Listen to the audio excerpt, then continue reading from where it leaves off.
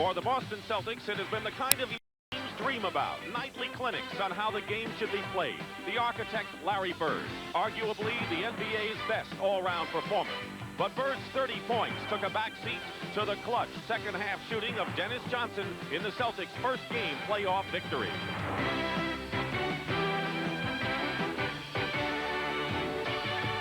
Michael Jordan of the Chicago Bulls put on a memorable individual display in the opening game of the series.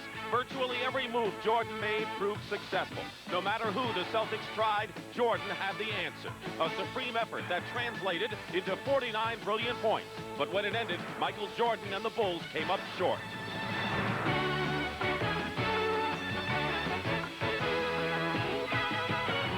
Today is game 2. Again, it's Bird and Jordan, two great stars of the NBA. Square off in Boston, the backdrop, as the Celtics and the Bulls go at it once more in the playoffs.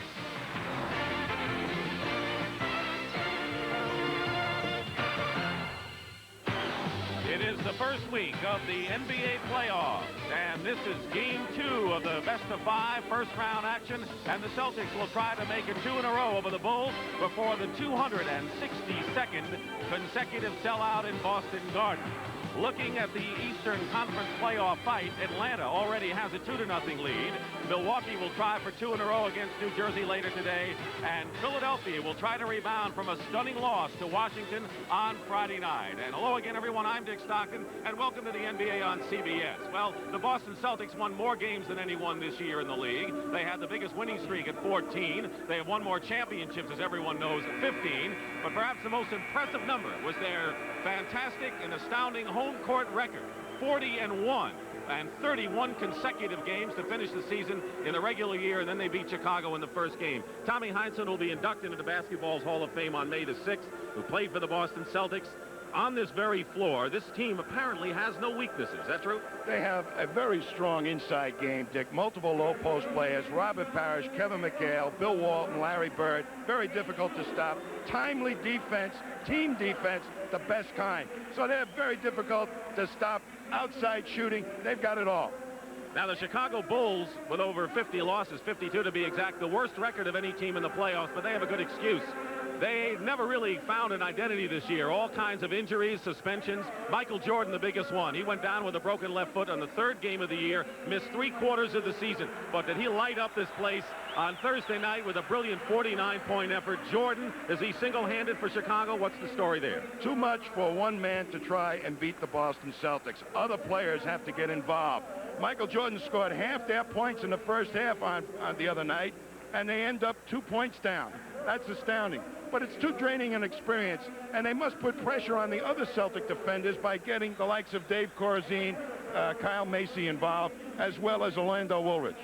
All right, so that's the story right here, and Pat O'Brien is with the man who lit up the place, Michael Jordan. Thank you, Dick. Michael just got a nice round of applause here. The question is, can one man beat the Lakers, or do you need a more diversified attack today? Well, we're playing the Boston Celtics, Pat, but I think it's going to be more of a 5-man game, and we really have to play a complete basketball game. I don't think one man can beat the Boston Celtics. It's hard to imagine that 6 weeks ago you were sitting on the bench. Yeah, it is. It's very hard for me to imagine. I'm very happy I'm playing now, and I'm very happy that I can contribute to the team. All right, thank you. Good luck today. You don't have to remind me again that you are playing the Boston Celtics. Air Jordan's getting ready to take off. The problem is the runway is in Boston, so strap yourselves in. This is the NBA on CBS.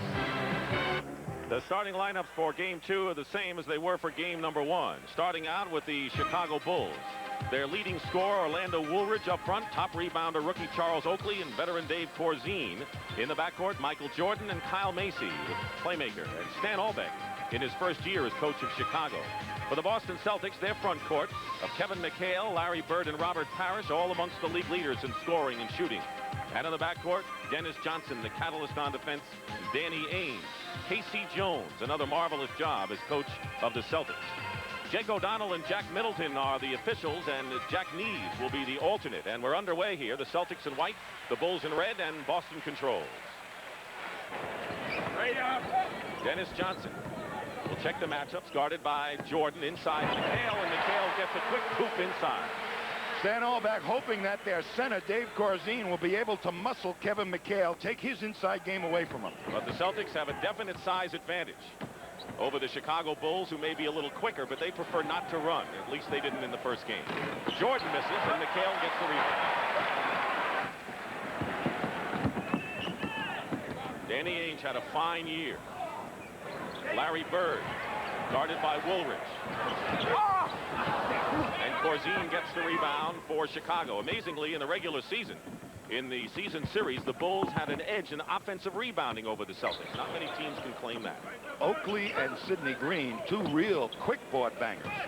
Green starts in off the bench. Parrish blocks, and they're going to call goaltending against Robert Parrish and credit Michael Jordan. So it looks already as if the Celtics are going to give a lot of help to Michael Jordan. The first defense against Michael Jordan is Dennis Johnson. He's got to try and keep him out of the middle and angle him off the hoop a little bit. They tried 5 different players on Jordan. Ultimately, he got a bit fatigued. Not before 49 points, however. Dennis Johnson with 7 in a row in one stretch in the third period, misses here. One of the things I was looking for early, Dick, is the tempo of the game by the Bulls to try and get some fast break opportunities. Jordan found his way in once again and has his second basket. All 4 points in the early going, and a minute and a half has transpired. McHale guarded by Corzine. Toughest matchup in the league, maybe. Corzine does not have the foot speed to stay with McHale, who gives power forwards, much quicker players, a lot of problems. Last year he was the 6th man until the playoffs. Cedric Maxwell gone from the scene with the Clippers, and so McHale was the starter this year. Nearly 2 minutes elapsed. Corzine, good pass from Jordan inside with Parrish with a block shot. Good pass, but Parrish was there. That was an attempt to get Corzine involved. Parrish guarded by Oakley, and a big size edge there. Goes up, and Corzine with a fine play just stuffed Parrish. And Chicago coming back in a tie game. Jordan with a move on Johnson, blocked by McHale. And already you see that everyone is going to take a hand. Stan Albeck sees too in trying to help Dennis Johnson guard Michael Jordan. If Michael Jordan gets by Dennis Johnson, the other Celtics are going to clog up the lane, it looks like. What should Jordan do in that case? Look, either put it off the glass and hope that one of his freer players can get an offensive rebound, or make a direct pass to one of those free players. Bird, good position inside. Gets it out to Ainge. McHale again. McHale with another basket. McHale has 6, and Jordan has 6, and we're tied with those numbers. Corzine, with all his beef, is still letting Kevin McHale get the sweet position down and close to the hoop. Nearly 3 minutes gone by, opening period, and we're tied. Orlando Woolridge, long range. Woolridge scored 37 points and had a tremendous game in the one game the Bulls beat the Celtics in the regular year. They did it with fast break basketball, Dick, and I think that's where Orlando is at his best, out on the open court. In the first game, the Bulls did not use that speed advantage at all. Harris scored after McHale's miss.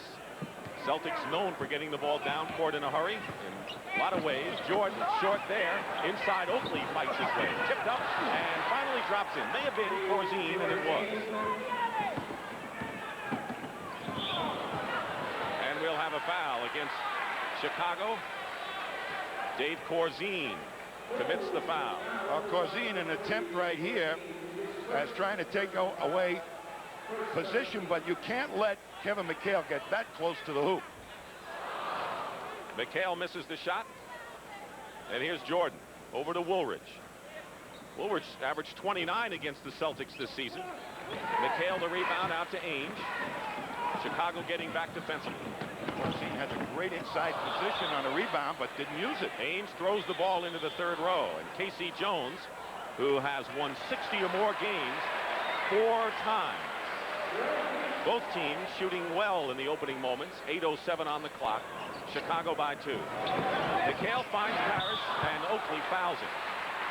What can you do realistically, Tommy, when you have a 6'9" Oakley and a Corzine who's 6'11", but not a big 6'11", against the likes of McHale, Parrish, and later on Walt? What they're trying to do, Stan Albeck, is put experience against Kevin McHale and Dave Corzine, knowing that the Celtics don't like to use Parrish. He's their second low post option, hoping that the Celtics won't use that against Oakley to take advantage of his inexperience. Here's Parrish, who symbolized the size edge with a 14 rebound average against the Bulls in the 6 games during the regular year. I think that matchup, Parrish against Oakley, is their saver matchup. Whenever they really have some problems, they may go to that one. We're tied at 10. Game has been tied 5 times. Corzine moving outside. Bird guarding him, if you want to call it that. Bird does not like to guard someone. The basket counts, and a good play and a slice move in there by Orlando Woolridge.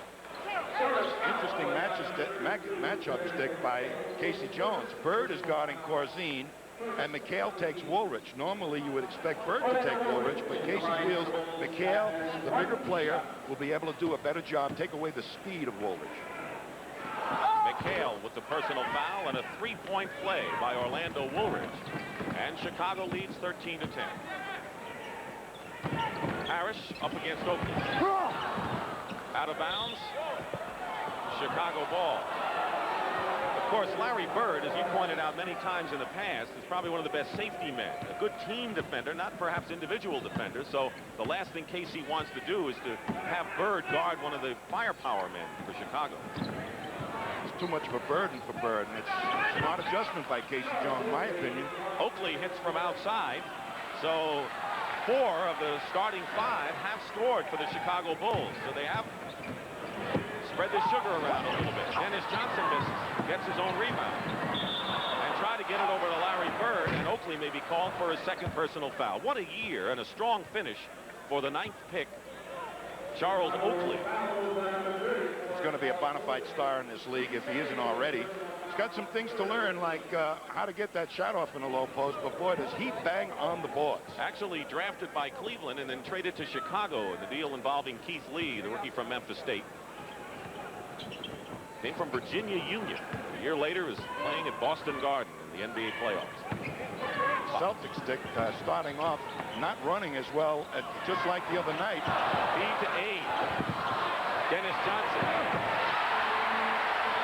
There's Walton and Seasting on the Celtic bench.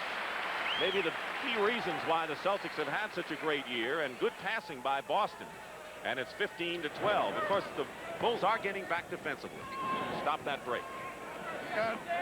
When the Celtics put the pressure on the defense by pushing it up fast, that's when they're at their best, both for layups and low post play. 8 on the shot clock. Oakley hit 1, takes Parrish, goes in strong, and gets the basket. Charles Oakley at 6'9", leading rebounder for the Bulls this year. Stan Albeck's shot chart has to be complete by now. The only man who hasn't scored in the starting group has been Kyle Macy. Ainge goes for 3 and nearly had it. Spun out. Rebound by Oakley. Chicago had a 12-point lead in the first half of the game against the Celtics Thursday. Jordan trying to fake Bird, can't do it. Hits the jumper, but Bird played pretty well defensively against Jordan there. You got to hang on Jordan's shooting hand. Most players try to force him to his left and make him bring the ball to you. Biggest lead of the game. 7 points for the Bulls. Under 6 minutes to go. Bird. McHale. Parrish. McHale made the big play, though. When the Celtics bang on the boards, and they're perfectly capable of getting those offensive rebounds, that's when they're doubly difficult. McHale out to guard Woolridge in the lane. Tough shot, tough defense by McHale. Bird the rebound, and the Celtics trailing by 5 with 5:25 remaining in the first period, and Oakley intercepts that pass. Bird and Johnson back defensively. Oakley goes in, and they're going to call offensive foul. Bird, one of the great anticipators on defense, knew what Oakley was going to do there and got position. The master of the half-inch got him for the charge. And 3 fouls on Oakley, and he'll come out of the ball game when we return. The Houston Rockets let Sacramento get back in the game last night and ended up winning to take a 2-0 lead in that series. Robert Reed, 29 points. He's been starting in the backcourt. The Lakers, with another blowout over San Antonio, have a 2-0 lead. Magic Johnson with a superb game. Atlanta, 2-0 over Detroit, winning for the 2nd straight time on their home court. Dominique Wilkins, 50 points. But when was the last time you ever saw a 5'5" player, talking about Spud Webb, called for goaltending? And here's what happened in the waning seconds of the game. Spud Webb, the slam dunk champion, called for goaltending. And the Atlanta Hawks have a 2-0 lead, and a pretty good all-round game for Spud Webb as well. We're going to see some good offensive rebounding by the Celtics. Bird gets free there, but the shot left is no good. But watch McHale come along that baseline and just outposition Corzine. And then they hang tough. Parrish, Oakley turned them loose, and the Celtics are smart enough that if you don't block them out, they'll keep coming on the glass. Sidney Green has come into the ball game for the Chicago Bulls, replacing Charles Oakley, who's gone out with 3 personal fouls. Green was having a banner year and then went into a slump, has had tendonitis on the knee, and from what was the MVP of the Bulls at midseason, according to Allbeck, has been struggling lately. I think they need a big game from Sidney Green. He'll be guarding Robert Parrish. Green plays him well, and Woolridge gets the rebound. Green would not let Parrish go baseline. And now the Chicago Bulls with the ball in a 5-point lead. Sid Green's got the speed and the mobility to give Parrish problems. And he can hit outside, too, if you need that. Kyle Macy looking inside. There's Sidney Green. Loose ball, and Danny Ainge, scrappy as he is, comes down with it with 4.5 minutes to play. Larry Bird goes for a 3-pointer. Johnson is there. And Dennis Johnson goes up. McHale knocks it away, and it's Chicago ball. Dennis Johnson can't believe he wasn't fouled on that play. Gives some good looks, doesn't he? Larry Bird, by the way, is 0 for 3 shooting and has not scored yet. Michael Jordan has 8 points and is the game-high scorer. Going baseline. Michael Jordan, the basket good and a foul. Fantastic quickness going to the baseline. They sure got and sent him to his left. Watch him come to his left. Dennis Johnson saying, you can have the baseline. They're hoping that Parrish will be able to get in there and at least intimidate him, but he didn't move quick enough. Bill Walton is making an early entrance, and Parrish, who committed the personal foul, goes out of the ball game. But here's Bill Walton, a very key acquisition for the Celtics at 33 years of age from the LA Clippers for Cedric Maxwell. Comes into the ball game with 4:15 now remaining in the first period. This lead by the Bulls is a much more solid lead today than it was in the previous ball game. Bird can't convert on a good feed from Walton. Walton's one of the best big men passers in the game. Good defender and rebounder. But meanwhile, Chicago can open it up to a 10-point lead if they can score here.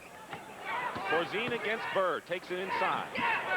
McHale on the rebound as Green fails on the tip-in. Celtics defense is giving up an awful lot of easy shots to the Bulls. They're forced to play more one-on-one defense, though, in this game than they were in the opener. They have a good advantage. Corzine being guarded by Bird in the low post. Still Boston ball. They didn't score, but a good pass here with Walton the key. Boy, you're going to see him cut to the hoop. Little push by Bird, loses his man. Wide open now, but tough shot, tough angle to get the shot off. Celtics turn it over again, and they're ragged right now in the opening moments. 3:31 to go in the first period. The Washington Bullets have an early lead over the Philadelphia 76ers, who are playing again without Moses Malone. We'll keep you posted on that game. Jordan goes up, ball slapped away, but Jordan winds up with it and draws the foul. Playing Michael Jordan one-on-one is, for a guy like Dennis Johnson, who's a great defensive player, it's very difficult because Jordan's got the speed advantage, the quick step, and he can go right, left, or over you. And Dennis Johnson that time tried to force him to his left just a little bit too much room for him to get to the hoop. Walton committed the foul, his first, and here's Michael Jordan, rookie of the year last year, and led his team in virtually every category, including rebound. And a 10-point lead for the Chicago Bulls. And the crowd getting a bit antsy here. They're not used to the Celtics trailing. There's no pace to the game for the Celtics. The Bulls have got them in dance tempo. Knocked away. Jordan to Woolridge. Ainge is back. Woolridge goes up, and they're going to foul. The only thing Danny Ainge could do. And it'll be a 2-shot foul. The Celtics with the turnovers. Unlikely for that team against Chicago. Foul was on Ainge, and Orlando Woolridge will go to the line and shoot a pair. Well, that was off a steal. By getting him out on the wing, they have a speed advantage there for fast break basketball. Bird, he's guarding Bird, and by the time McHale gets up to get him, he could be well up the court if they push the ball up the floor of the Bulls. Woolridge in his 5th year scored 25 points in the first game, but didn't get underway much early. Right now he has 6 points. 1 out of 2 for Woolridge. It's 25-14. The Bulls by 11. Under 3 minutes to play in the opening period. Johnson is open. Dennis Johnson. Celtics have to hit some of those outside shots to open up the inside game for McHale and Walton and Bird. Bird has not scored yet. Woolridge outside hits. 8 points now for Orlando Woolridge. First time this year he shot under 50% in his career. Open again is Dennis Johnson. Jordan picks him up. Knocked away by Jordan, and they're going to call the foul as Dennis Johnson hits the parquet as hard as you could want. And a timeout is called. 2 minutes and 20 seconds remaining in the opening period. The foul is on Sidney Green. First thing the Celtics want to do is not let Michael Jordan get a direct line of penetration down the lane. They want to try and angle him off the hoop a little bit so that he doesn't have a decent shot to the basket. These two men are going to try and cut down on that penetration, even on the angle up. But you see what happens here. Jordan is so good. A little move, and quickly he gets by Dennis Johnson. There's Bird stepping in. He loses the ball, but the rest of them are able to pick it up off the floor. So you have to go out, stop him, and still worry about the big guys picking the ball off the glass. One of the best scoring performances against the Celtics occurred in Game 1 of this series. Boston won, however, 123-104, and keep in mind that the 104 points they allowed was exactly what their season's defensive average was. So they were not at all disturbed over that. They'll take it again. On the line is Dennis Johnson. The Celtics have not played the pace game that they normally do. Push it at you, push it at you. It's important to the Celtics big men. Why? Because if they can get up the court, the double teams do not develop that quick. Why haven't they? They're not pacing the ball up the floor.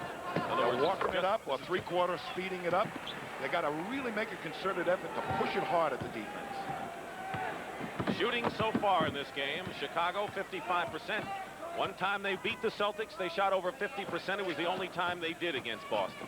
Going inside is Sidney Green. That's the kind of shot he has to take, even though that went off, and Walton gets the rebound. 2 minutes to go in the first period. Sidney Green had a game here earlier in the year where he dominated the low post against the Celtics. Under 2 minutes, 9 on the shot clock. They go into McHale, guarded by Corzine, and a good move in by Kevin McHale. 16th leading scorer in the league and the 5th best shooter in the NBA. And he hit 10 of 11 against the Bulls in Game 1. Woolridge against McHale, gets a piece of it. Walton quickly back to McHale. Jordan picks up McHale and takes the ball away from him. That was a pickpocket move if there ever was one. And Jordan goes out, and the blocking foul against the Celtics. And the crowd won't agree. Well, McHale has no business putting it on the floor against a quick player like Michael Jordan. A big guy dribbling, it's too high, easy for a smaller man to pick it off. And up he comes. Anytime he gets a chance to bring it up and get it into the painted area, it's going to cause problems for the Celtics. We talked about Walton. Here's the other key man, Jerry Seasting. With Johnson coming out of the ball game, Seasting has given the Celtics that reliable outside shot. 57% shooter from the field. Jerry Seasting, formerly of the Indiana Pacers. There's Gene Banks into the ball game, a defensive stopper, and he just may be guarding Larry Bird, 6'8". Former San Antonio Spur. In fact, there are 4 former Spurs on the Chicago Bulls. Gene Banks has really got his hands full, but he's got the intelligence to try and take that half-inch advantage that Bird counts on away from him. 1:18 to go. Bird. Banks, short. Walton is there for the easy basket. The ball was there for someone to grab, and it was Bill Walton, who has 2 fouls and 2 points so far. Seasting is guarding Macy. I wouldn't be surprised if George Gervin comes in before long. Macy has not scored yet, the only starter for the Bulls. Corzine in and out. Walton the rebound. And now they're going to call the foul, and Banks and Bird look at each other, and it looks like Banks was hit. 22nd timeout. There's some banging going on there. Corzine shot, but watch Bird now swing. Banks, and a little more swinging. Shall we dance? No dance. We'll have a timeout. Larry Bird, who hit Gene Banks in the head is called for his first personal foul. The Celtics have been over the limit, and that's what Larry Bird has done. 0 for 5 from the field at this point. Dick Stockton and Tom Heinsohn here at Boston Garden. We'll be hearing from Pat O'Brien later at the half. This is game 2 of our best of 5, first round. The NBA playoffs in the first weekend, and the Chicago Bulls lead the Boston Celtics 29-21 with 57 seconds to go in the first period. Keep in mind, the Bulls, playing, I guess, a different kind of game, also had a lead of 12 points early against the Celtics before they turned it on in game 1. But the fact that they're all involved, Dick, is going to make them a lot more confident basketball team. This lead is a substantial lead as compared to the previous ball game where it was produced primarily by Jordan's good play. They're looking at Larry Bird's right hand. And on the line is Gene Banks. Banks, along with Corzine, John Paxson, and George Gervin are all former San Antonio Spurs. If it's that right index finger on Bird, that's going to really affect him. He had that broken finger, and it's caused a bunch of shooting problems. Mike Smrek, a rookie from Canisius in Buffalo, New York, comes into the ball game. He's a 7-footer. Banks misses 2 free throws, and Corzine goes out of the ball game. He scored 2 points. And he had lots of good shooting opportunities that didn't pay off. Scott Wedman comes in for Larry Bird, guarded by Banks. Seasting off the screen. They go low now to McHale. Over Sidney Green. Kevin McHale has 10 points. He's the leading scorer for the Celtics. This is the unit that Casey Jones counts on to either produce a lead or create tempo. This is the Green team. They didn't really have defined roles when the Celtics had their problems around Christmas. They sure didn't. That was the Christmas massacre, but the troops are back. Jordan from the corner, and now the Celtics playing for the last shot, trailing by 8 points, 31-23. People look back at the key and turnaround of the Celtics season. It would be that time of year when the bench gelled. And that'll be a Chicago foul, and will put them in the penalty, and the Celtics will go shoot 2. Larry Bird being 10-2 now by Ray Melchiori. I don't know what finger it is, Dick, but you know, he broke that index finger playing softball his senior year in college, and it's troublesome enough for him to shoot. It's amazing to me that he shoots so well from the outside with that finger. It looks like a crooked road with a detour. Sidney Green with his second foul. As long as that crooked road leads to the NBA Finals, that's all Larry Bird's concerned with. By the way, Bird finally did rid himself of those back and elbow problems this year. He started out shooting well under 45% and then got hot in the latter stages of the year. McHale's free throws, 31-25, 6 seconds to go. Banks has Walton on his back. Macy's shot at the buzzer is good. The basket counts, and the Chicago Bulls, who lost 52 games this year, have taken a 33-25 lead, and Larry Bird has yet to score a point in game 2 of this best-of-5 series.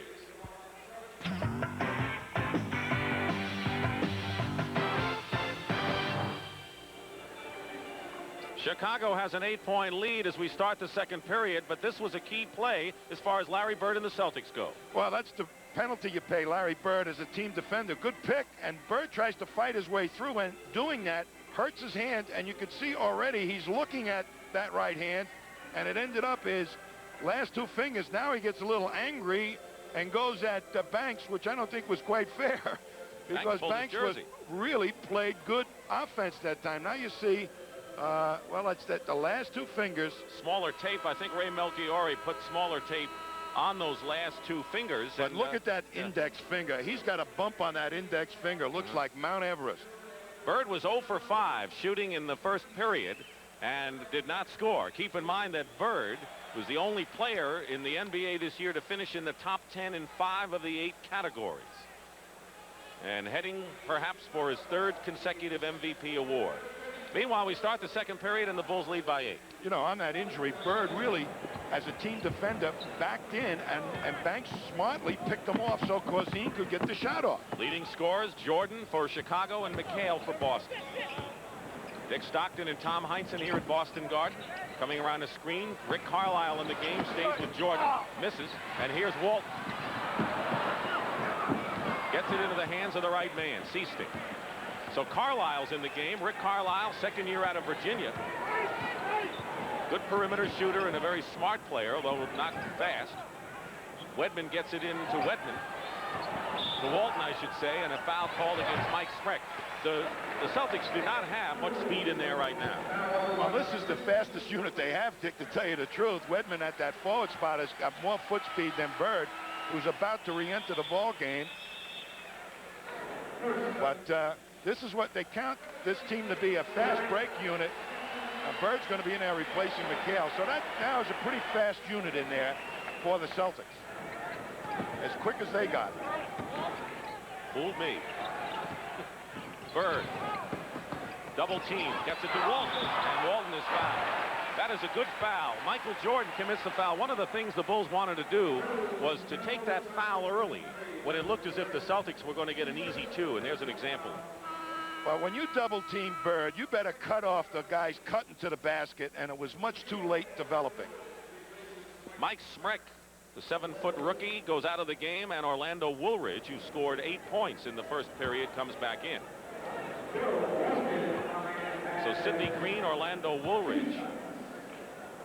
Well, the tempo of the game up front may pick up with this unit in for the Bulls now, with Sidney Green being the center and Woolridge at the wing. Maybe they'll turn him loose. It is a quicker team. Yes, much.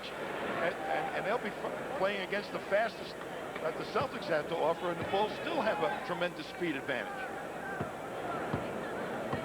I love fast basketball players and fast style of play. You get easy hoops. But you got to practice it, and it has to be a way of life for a team. That's what Stan Albeck said, Dick. That they just weren't together long enough to get it down. They started off fast breaking, but weren't able to continue it without Jordan. Woolridge's shot misses. And Stan Albeck was looking for interference and a goaltend call against Walton. Instead, the Celtics have the ball. We have a minute gone by in the second period, and it's a 6-point Chicago lead at 33-27. Walton guarded by Green. Green gives Brown, and Walton takes the shot. Sidney Green the rebound. Out to Gene Banks. They say, Bill Walton, if you're going to kill us from out there, be my guest. Wedman is on Banks. Banks goes up. Walton another rebound. Walton has 7 rebounds coming off the bench today. Carlisle guarded by Jordan. Bird guarded one-on-one with Woolridge. Wedman hits from outside. Scott Wedman, who is a starter when Kevin McHale was out of action with his Achilles injury, had an 11-3 record as a starter with the Celtics. That was great rotation defense that time by the Bulls with Michael Jordan, and yet Wedman, the quick shooter, still got an easy shot off. Kyle Macy and Seasting hooked in. George Gervin gets off the bench. He'll come in for the first time in a moment. Green working against Walton goes in. Walton with another rebound, his 8th, and here's a 3-on-1 break for Boston. But traveling call against Rick Carlisle. You don't often see that from the men in white and green. Sidney Green and George Gervin will be coming into the ball game for the Chicago Bulls, who still lead, but now it's 4. Take a look at the Western Conference first round, also best of 5. The Lakers lead 2-0. So does Houston. Dallas and Denver have 1-0 lead in their respective series. Utah plays Dallas tonight. And a couple of key performers. Mark Aguirre with back spasms is questionable for the Dallas Mavericks. Adrian Dantley will not play for the 2nd straight time for the Utah Jazz. Well, I think Dantley is as important to his ball club as Aguirre is to his, so that might cancel each other out. But if either one of them is able to play, it's going to give his team a tremendous advantage. Right in the middle there is number 8, George Gervin, who will be 34 years of age a week from today. 14th year, but his first with Chicago. Played, of course, at San Antonio. The 7th all-time leading scorer with over 26,500 points. All-time playoff scoring average is right behind Jerry West. So George Gervin, who's really had to make a traumatic adjustment going from San Antonio to Chicago, coming off the bench here. Playing a lot less minutes, but he's always been great in the low post, and he's going to have a young player against him, Rick Carlisle. And they're going to isolate right now. The Chicago Bulls spreading out their offense, making the Celtics play individual defense, not the team variety. They get it into Gene Banks. Banks gets the basket. That is the best of Gene Banks, under control. We're going to look for more isolation plays, I think, here from the Bulls. Right now, Michael Jordan is on the bench, and we have an illegal defense call against Chicago. They had 3 guys pass that imaginary line down the middle of the foul lane. And it took them a while to call it illegal defense. Bird saw it. 9.5 minutes to go in the first half. Walton, baseline, loose ball, trapped, and the foul against Chicago. Dennis Johnson reports back in the game for the Celtics. And Rick Carlisle sits down. If the Bulls can get George Gervin going and get those ice fingers going, I mean, he turns to white heat when he's really firing away. Shot 47%, the lowest of his career this season. That's because of less minutes. Walton banks it. Bird gets an easy 2. Larry Bird with his first points of the game, and it comes with 9 minutes and 12 seconds remaining in the first half, and the Chicago Bulls cling to that 4-point lead. They had it up to 11. The only lead Boston had was the first points of the game. Without Jordan in the game, they've got to find a guy they can give the ball to and count on him to get him a couple of points. Gervin going in. Crashing the boards, and a good play inside. Sidney Green with his first basket. He is really great at crashing the board if you don't block him out on a penetration move. Bird over Woolridge. He may be getting hot now. He got a layup. Maybe that's all he needed. And now the outside shot, and it's a 4-point, 37-33 affair. John Paxson getting off the bench for the Chicago Bulls, coming in to replace Macy, perhaps. Banks finally fires it with 7 seconds on the shot, and Gene Banks with his second basket, and it's up to 6 once more. They certainly were looking to get it to Gervin that time, to the point where Bird fell off and gave Banks the shot. Bird is 2 straight, misses that shot. Banks has the rebound, forcing the action. The Bulls running a lot more than they had. They didn't run at all, really, in game 1. Macy controlling, guarded by Cecil. Here's Woolridge. And in there is Sidney Green on the weak side. Jordan remains on the bench, shaking his head, and the Chicago Bulls have raised their lead to 8 with Jordan sitting. I'll tell you, Walton retreated to stop any kind of penetration, forgot about Sidney Green. You can't do that with Sidney Green. He'll kill you on the glass. Watch Sidney Green come swooping in. Walton has got him, forgets where he is, going for the rebound himself, and there's Green, the great leaper, right behind him with more than an elbow of leaping ability above Walton. John Paxson comes in the backcourt, and Robert Parrish is back for the Celtics. Parrish over the top commits the loose ball foul. Orlando Woolridge, who committed that last personal, was fouled by Parrish. Second foul on Parrish. So right now Chicago has John Paxson, almost a carbon copy of Kyle Macy, perhaps a little stronger and quicker. In the backcourt, Corzine is in with Banks, Woolridge, and Gervin. Jordan still on the bench. Woolridge. Gervin tries to keep it alive. Into the hands of Dennis Johnson. And a Chicago foul, and there's another good foul for Chicago, because that was a 3-on-1 break for Boston. And John Paxson against some big guys that were going to swoop in. I'm amazed that Sidney Green came out of that ball game right now, because he was giving them that second effort that was producing some solid points. 2 shots for Dennis Johnson. The foul was on Banks. Been talking about getting Sidney Green his head back into the game and feeling good about himself. The boy made 2 great moves and back on the bench. Keep in mind, he has tendonitis of the knee, and that may be a factor in this thing. And so they got some good moments from Green. We'll see when he comes back. That's the other side. But the leaping ability that time didn't look like he was thinking about his tendonitis. Didn't look like he was thinking about anything but winning this game. That's right. 7 minutes to go in the first half. 41-34 in favor of Chicago. Gervin. Woolridge inside. Tried to draw the foul. He couldn't. Bird bodied him well. McHale comes down with the ball into the hands of Dennis Johnson. He tries to draw the foul. Parrish sees Dennis Johnson open. Doesn't go that way. Bird pick and roll, decides to go strong to the hoop. Well, they all just let him swoop through there, the Bulls. And it's a 5-point Chicago lead with 6 minutes and 20 seconds to go in the first half, and a 22nd timeout called by Chicago. A little fake pick and roll. That creates a little problem, but watch, they allow Bird to just swoop in. They never cut off his penetration. Corzine trying to maintain contact with McHale. Didn't get there quick enough. Duel at the Heritage.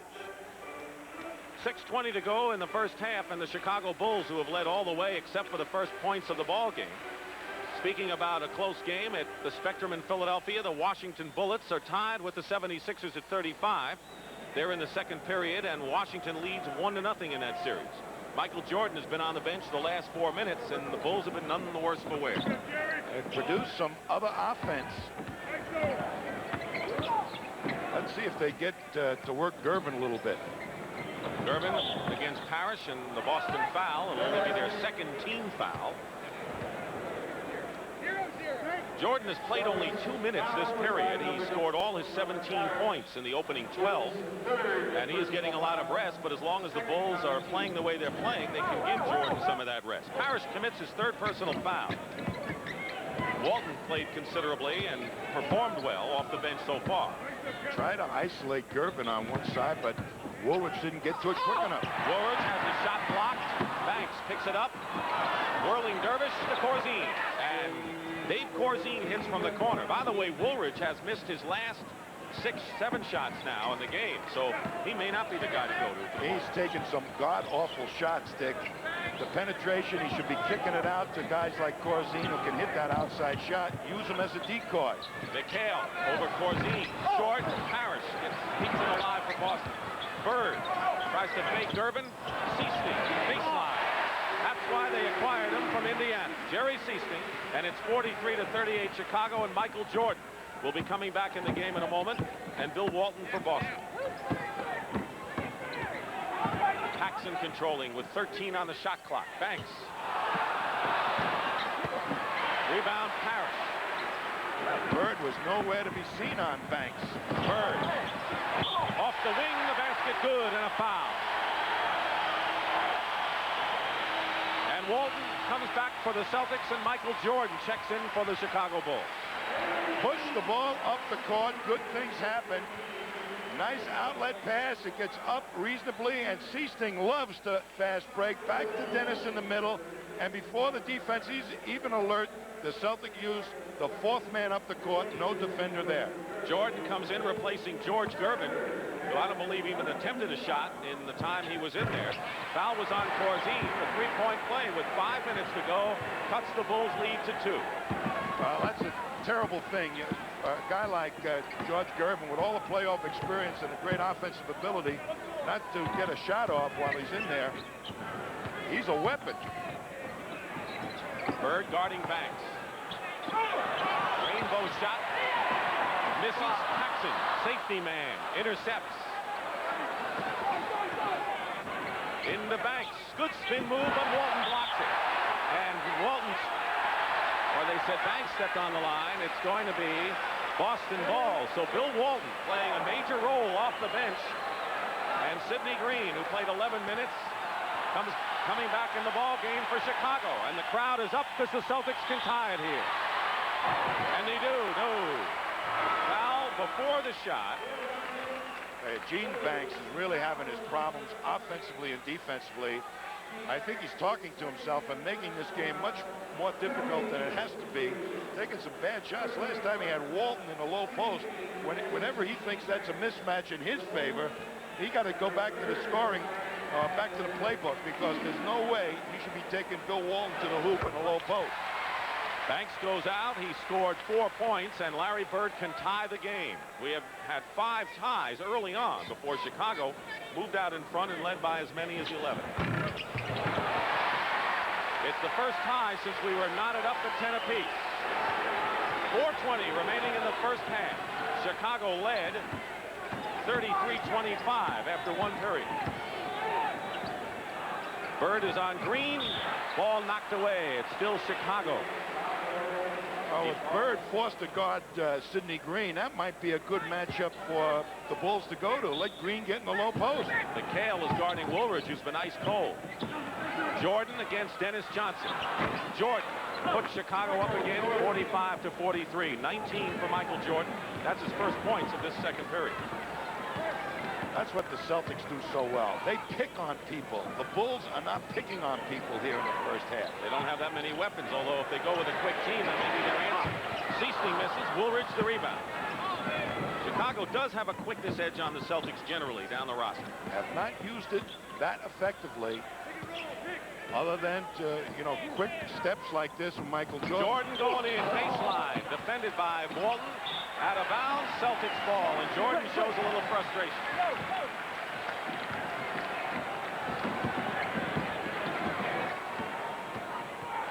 Dennis Johnson over Jordan. Sidney Green the rebound. 3:15 to go. Jordan inside to Woolridge. Basket good and a foul. And that looked like a Celtics playbook. When he gets in the paint, remember, try and angle him off.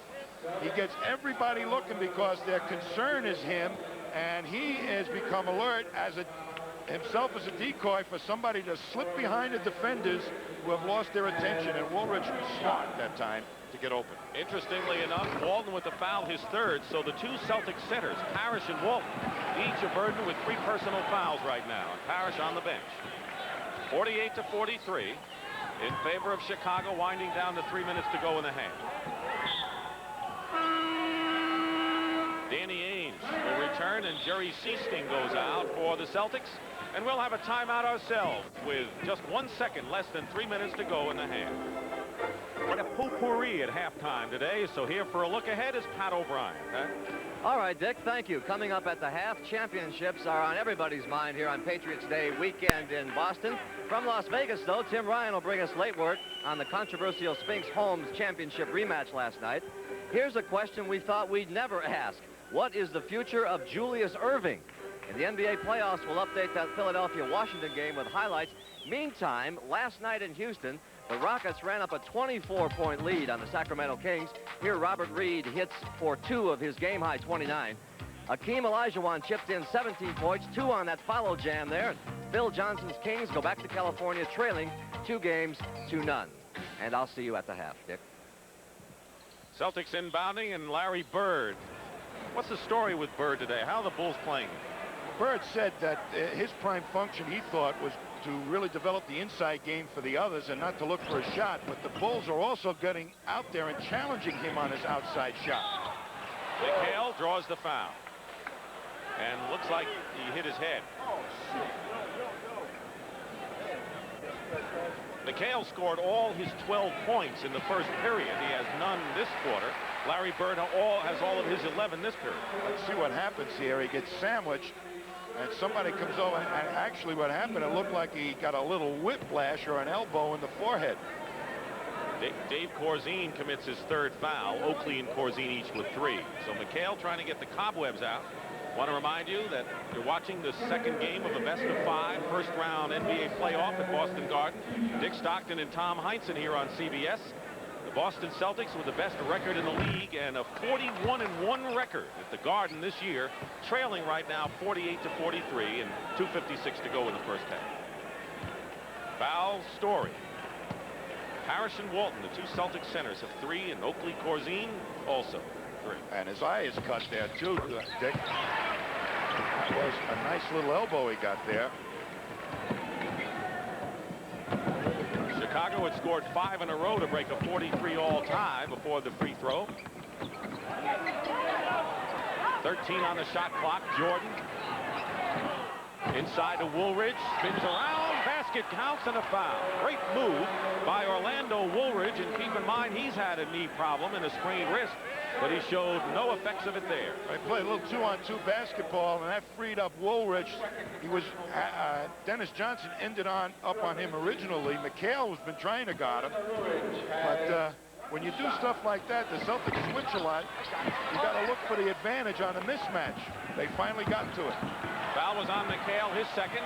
It's 50-44, 2.5 minutes to play in the opening half. Chicago leading, and they've led practically all the way in this first half. Bird banks it. Tips out. Tipped in the air. Volleyball comes down to Ames. Walton. McHale in the corner. Ames scraps his way. And a new clock. Bird inside to McHale and the basket.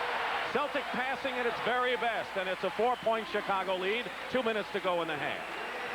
You know, the guards' patience of the Celtics to find that good matchup is what really makes this team click. Jordan controlling against Dennis Johnson, and they isolate it. Misses it all. Save though. Green. Jordan. And the rebound by Walton. The Bulls did everything but score on that sequence. Bird tries that extra pass. Whistle. No basket, and a 3-second violation called against Boston. And even Stan Albeck's enjoying this first half. Danny Ainge makes one great steal here, goes up high. I mean, that's a great athletic skill there to take it away from a bigger man. 4-point lead for Chicago. Sidney Green is up on high, setting a screen. Johnson trying to fight through it on a switch. Bird guards Jordan, and Jordan hits the jumper anyway. Michael Jordan, 21 points, and it's 52-46 Bulls. Looking inside to McHale, nothing doing. Corzine denying. Dennis Johnson misses a 3. Walton though. Jordan with under a minute to go, and the ball bouncing into the hands of the Bulls. Corzine inside to Paxson. Paxson gets the basket, and now the Chicago Bulls have opened it up 54-46, and they have been the strong team down the stretch in this quarter. They played good push-up basketball that time. Some of the Celtics big people didn't get back. McHale off balance, draws the foul. Stan Albeck made comments after game 1 that he got less of a break from the officials, and that the Celtics were able to use mayhem, to say the least, inside. Of course, Casey Jones said, well, if they're playing a physical game, what do you expect? They should commit most of the fouls. In any event, Corzine has number 4. Well, I used to be a coach. I used to use rhetoric like that, too. It's like a coach's book for coming into the Boston Garden on how to get the officials on your side. Not just the Boston Garden, but anytime you're on the road. Doesn't seem to help much here, looking at the record of the Celtics this year. You can see the blood on the jersey of Kevin McHale from that cut left eye. Hits the free throws. Banks is in the ball game with 38 seconds to go. Chicago leading by 6. And they'll call the foul on Ainge. Second foul, but that will put the Celtics into the penalty. And so John Paxson will shoot 2. That was kind of a chicken foul. It looked more like Paxson fell down and Ainge fouled him.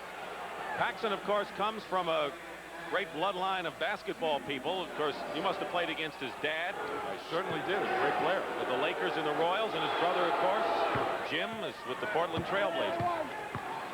They want this man here to shoot more. They want him to get that outside shot going. They feel he can push it up the floor better than even Kyle Mason. 34 seconds to go. 8-point lead for Chicago. Their biggest lead was 11. Ainge taking it all the way in. Bird tipping. Walton tips it in. And Bill Walton with 6 points in the ball game and 13 rebounds has been the key center, not Parrish so far for the Celtics. Celtics used some great stuff on the offensive boards on those fast breaks. That penetration by Danny Ainge that time, even though he missed it, he produced the 2 points for the team. 6 on the shot clock, so there's a 3-second differential. Jordan with a fake shot and draws the foul. Dennis Johnson, beside himself with frustration after that, did not agree with it. That's his first personal foul. When Michael Jordan beats you going to the right, you have to lean across him and bring your hand down, and that's when the official will normally call the foul. Mike Tebow, who is one of the assistant coaches with Chicago, said about Jordan, he's got the jump shot ability of a Jerry West and the ability to go to the hoop of a Julius Erving. Pretty good people to be compared with. I call him Mercury. You ever hold Mercury in your hand, he's all over the place. Foul with 3 seconds to go, and now it's Michael Jordan who is complaining. There is Mike Tebow kneeling down. Actually, Tebow is not on the bench. He must be upstairs sending in plays from the top. The foul. Helicopter, huh? Sidney Green gets called with his third personal foul. Corzine has 4. Oakley and Green 3 for Chicago. Parrish and Walton each with 3 for Boston. The Bulls have played as well as they can play. And the Celtics really haven't gotten their game together whatsoever, and the Celtics are still in it. Celtics are rarely out of it this early. I guess, though, in the one loss they experienced to Portland here, they were out of it early. That was a rout. Right. 1 out of 2, 2 seconds to go, and then that shot will not count if it goes. Larry Bird had 12 all this period, but Michael Jordan has 23 points, and the Chicago Bulls, who need a win here, and that would make headlines in any event, any team beating the Celtics at Boston Garden, lead 58-51 at halftime. Coming up, Pat O'Brien at the half on CBS.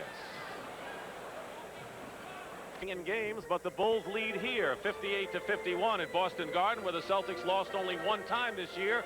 Tommy, is that 58-51 Chicago lead deceiving in any way? It could very well be, Dick.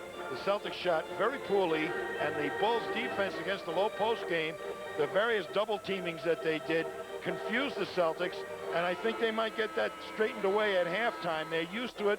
I think they might have taken the Bulls a little lightly in this first half. I think the Bulls should be up by at least 20. Let's take a look at some of the key statistics of the first half. Michael Jordan owned the backcourt, 23. The Celtics combined had only 8. Rare for the Chicago Bulls to turn it over only 1 time in a half. But that's what they did. But when it came to the offensive rebounding, Boston owned that aspect of the game, and they out-rebounded the Bulls 33-18. And when was the last time you saw the Celtics shoot 38% in a half? And that's what they did. Yet they trailed by only 7, underway third period. Kyle Macy in the backcourt along with Michael Jordan, who has the ball now. Gene Banks starts at forward with Oakley and Woolridge.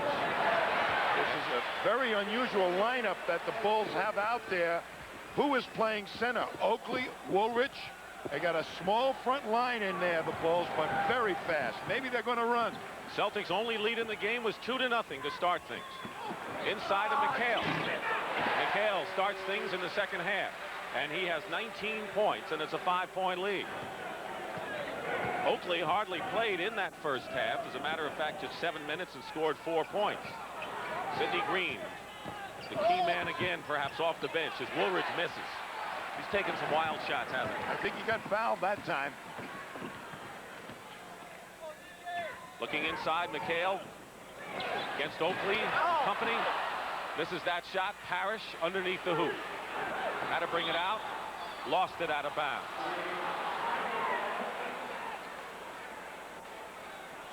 Celtics with a tremendous domination off the glass.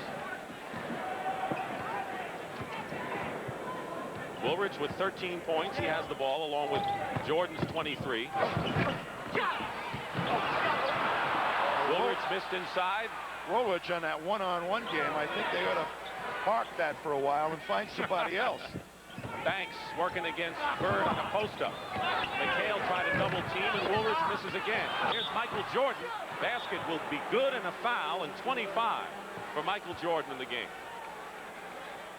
You know, this lineup that they have in there, I got to ask him after the game why it's in there, because there's no real size and no real strength. Well, Oakley's pretty strong, but yeah. There's no inside game or board banging going on. You mean Sidney Green? Sidney Green, I think. He's got 3 fouls. Maybe they're trying to save him, but McHale can have a field day against this unit. Minute and a half gone by in the third period. 61-53, an 8-point lead. Bird inside the 3-point line, hits for 2. Larry Bird has 14 points. They've been not allowing him to get that shot off, haven't they? They've been in his jersey with him. They've taken his defender out of the normal team defense. Ainge is on Macy, who has attempted only 1 shot in the ball game. Woolridge working against McHale goes in, and a good move by Orlando Woolridge, 15 in the game. I guess they're going to give it to him until he gets it right. 6 for 18 is the shooting for Woolridge. 33%. Ainge for 3. And the rebound by the O. quarterback does not have a lot of respect for Kevin McHale's defense. Jordan goes up, no basket and a foul. Dennis Johnson with his third personal foul and a timeout here with 9:38 to go in the third. In game one, 26 right now, and Tommy asked some of the Celtic guards their observations on how to play Michael Jordan. Foul him and hope someone else can come in and do the job. You know, if the team can't stop him, maybe he'll shoot himself to death. I don't know. I guess you give a call to Clint Eastwood because there's not much you can do at that point. Just let him go. They all tried on Thursday, including this man, Dennis Johnson. But when the second half came to play, Dennis Johnson, with a tremendous effort, he had 7 baskets in a row in the third period in 26, and he did a better job against Jordan. By the way, Celtic guards are shooting 3 for 13. Chicago with it with Jordan with 9.5. Long range, Jordan hits. And a 10-point lead for the Chicago Bulls. Keep in mind their biggest lead in the first half was 11, and they're close to that now. Crowd getting a bit anxious again, Tom. Boy, and Gene Banks is doing a well of a job of trying to stay with Larry Bird. Not an easy task. Oakley comes out to meet him, and Bird hits. Larry Bird now hitting 2 outside shots in the first 3 minutes of this third period. Casey Jones counts on Larry Bird to bring him out of the doldrums. He's done it. Remember the Philadelphia game here when he did it to the tune of 3 three-point plays in the final moments of the first half. Jordan working against Dennis Johnson. McHale getting ready to help out. He does, but Banks is there with a feed, and Parrish commits the foul, and that'll be his 4th personal foul. 4 on 0-0. Well, Larry Bird forgot Gene Banks and let him sneak in there. Bird, the ultimate team defender for the Celtics, had his total concentration on Jordan that time. The advantage of the great depth the Celtics have. Bill Walton, Parrish goes out. He has scored 6 points and is burdened with 4 fouls, but Bill Walton has 6 points and 13 rebounds in the game, and he has been the big center force for the Celtics today. Dick Stockton and Tom Heinsohn here at Boston Garden. Capacity crowd, 262nd consecutive. First weekend of the NBA playoffs here on CBS, and the Celtics trailing the Chicago Bulls by 10, 67-57. A big shocker if the Bulls can hold the lead. Boston lost only once here all year. Leading though 1-0 in the best of 5. Walton puts up the short shot. There was a little confusion factor that Stan Albeck hoped to introduce into his defense in the low post. Sometimes double team, sometimes not. Send the double from different directions. It's working. Jordan again handling the ball with 11 on the shot clock. Dueling with Dennis Johnson. Walton loses the rebound to Woolridge and fouls him. That was a tough go inside of 2 determined men going for 1 ball, and Bill Walton commits his 4th foul. So both Celtic centers, Walton and Parrish, have 4 fouls. Walton spreading out, but the quicker player, Woolridge, is able to step inside. Normally Walton plays against the bigger, slower guys that don't have the ability to use their quick feet to step inside. You saw what Sidney Green was able to do to him in the first half. But the foul story now becomes focused on the 2 Celtic centers who have 4 fouls. If one or both get into foul trouble, that could be a major factor down the stretch. Should be, but they're smart enough to use those fouls. I'm not too concerned if I were Casey Jones at this point. 4 fouls. Don't forget, you have that man, Greg Kite, in his 3rd year, who's quite a banger, who has seen some quality minutes this year. Nearly 4 minutes going by, 3rd period, and a whistle and a foul away from the ball. Called against Chicago, and a derisive cheer from the crowd, who would think that the Bulls have had the edge in calls so far. Charles Oakley, that's his 4th personal foul. 4 on Oakley, the rookie from Virginia Union. Double team on McHale. Open is Johnson. Penetrates and scores. Now that time they doubled, and they forgot to get to Dennis Johnson quick enough. The rotation of the defense of the Bulls wasn't there. 8-point lead for Chicago. They led by 7 at the half. 7:39 remaining in the third. Double on Jordan. Inside, and Banks lost the ball. Got hit in the eye, but lost the ball. Celtics pushing it up, and Ainge goes in. And the foul will be against Chicago. Ainge may be the spark that the Celtics haven't had to get their fast break going so far. He's their real push man because he has a desire to really attack the defense. Dennis Johnson, when he gets the ball on the outlet, really kind of three-quarters it up the court. Danny Ainge has got more speed to apply to the fast break than DJ does. Ainge with his first point of the ball game, averaging nearly 11 a game, coming in and a 90% free throw shooter. Misses one of them though. Foul, by the way, was on Macy, his first. Macy with the ball, guarded by Ainge. Dennis Johnson is sticking with Jordan effectively. Jordan can't seem to get away, and losing the ball momentarily. And losing it for good is Oakland. Celtics with Bird. To Walton. And a 20-second timeout called by Chicago. Listen to the crowd as the Celtics have come back, still trailing by 5. This is the exciting time of the year in the NBA, and the playoffs continue next weekend. We'll be on the air Saturday, 3:30 Eastern time, and then a doubleheader on Sunday, beginning at 1 o'clock Eastern. Of course, we don't know what matchups you'll see. It could be at the tail end, Game 5s of the first-round matchups, or the beginning of the conference semifinals. But whatever it is, you'll see some exciting action next weekend on CBS. Philadelphia leading a tight battle over Washington, 64-61 in the Spectrum. The Bullets lead 1-0 in the best-of-5 of that series. Philadelphia needs Moses Malone. They've lost their power guy inside. Crowd is turned up a notch here. See how Chicago responds. Woolridge. Banks. And Banks quiets them for the moment at least.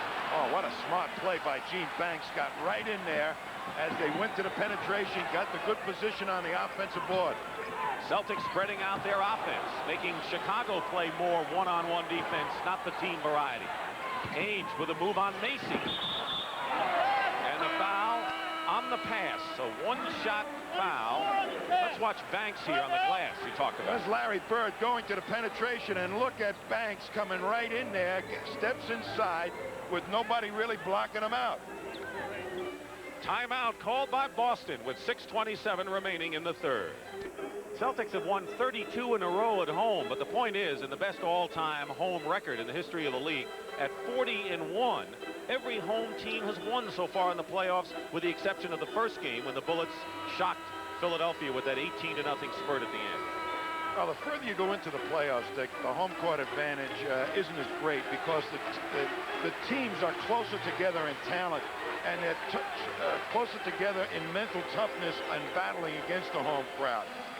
Know one thing, and that is the Houston Rockets, with a 2-0 lead over Sacramento, have to play that Tuesday night game in the Arco Dome, where the Kings were unbeaten this year. We'll see if that jinx continues. Very impressed with the Bulls in this quarter. They've used a lot of good, solid offense. Bird from Walton.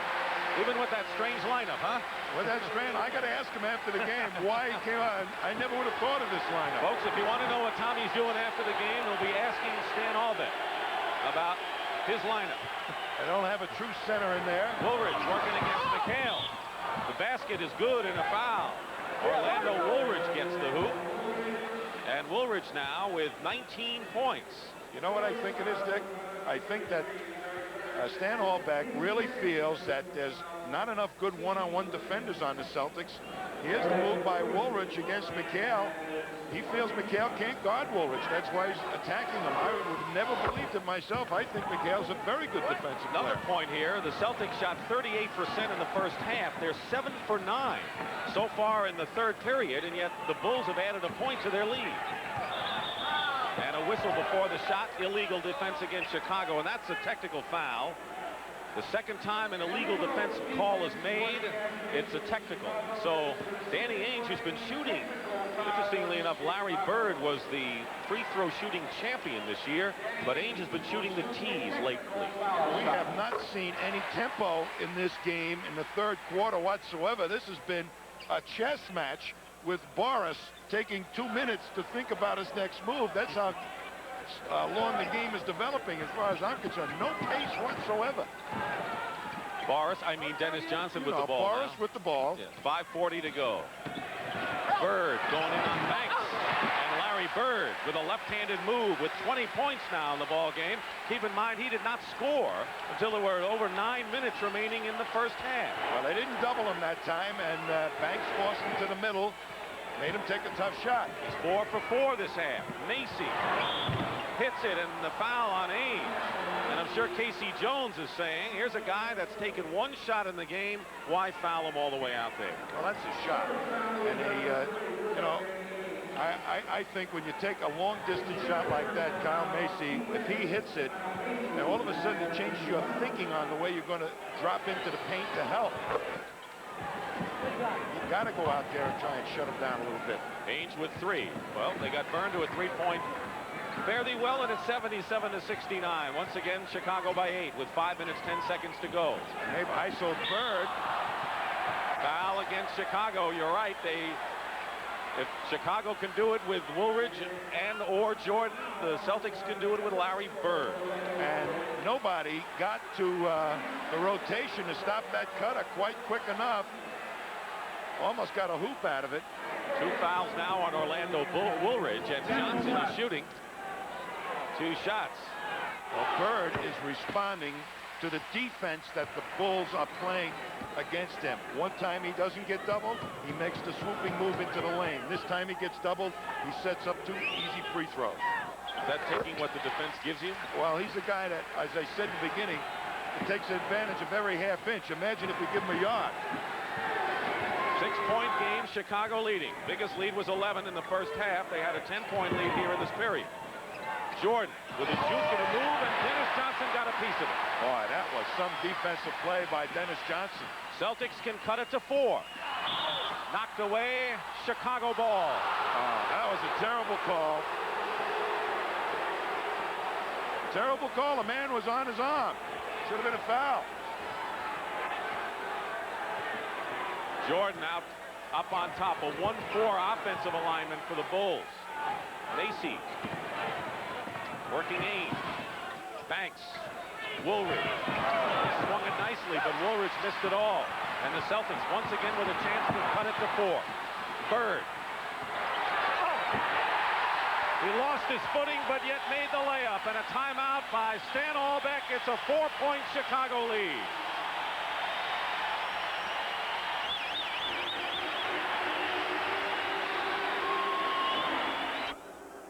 The Celtics have outscored Chicago 14-8 to cut a 10-point lead to 4.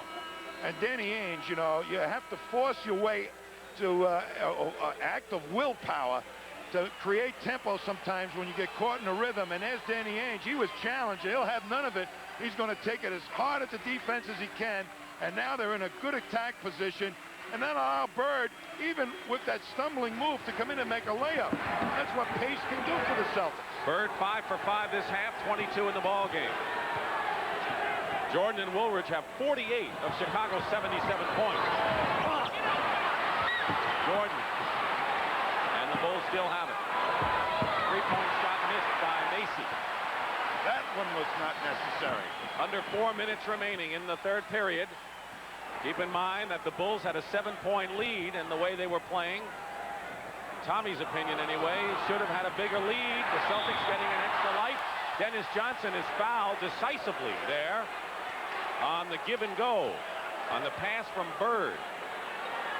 Well, that time, There's no tougher guard in the league than they Dennis Johnson. double-teamed Bird, and they isolated Bird down there. Everybody on the weak side of the Celtics is away from the ball, but they did move quickly, but not quick enough. Wedman replaces McHale, who has 19, but only 2 in this third period. Well, they are not going to the low post game. Casey Jones says Larry Bird shall lead us out of the darkness, not Kevin McHale, and so far he's been doing a pretty good job. Bill Walton has been the Celtics center, played more time than Robert Parrish, although both have 4 personal fouls with 3:42 remaining in this third period. The Bulls now have to continue to play intelligent basketball like they did the first couple of minutes of this game. They slowed the tempo down. Down to 2. Don't take bad shots. Move it around. And the Bullets have regained the lead over Philadelphia, 79-75. The Celtics, meanwhile, have scored 6 in a row. And Dennis Johnson hacks Michael Jordan, and that'll be number 4 on DJ. 4 fouls on Dennis Johnson. Welcome to the club. Parrish and Walton, charter members right now. And Dennis is playing him straight up nose, and that means that Jordan, with that great first step, can get by Dennis because Dennis doesn't have the same kind of foot movement and foot speed.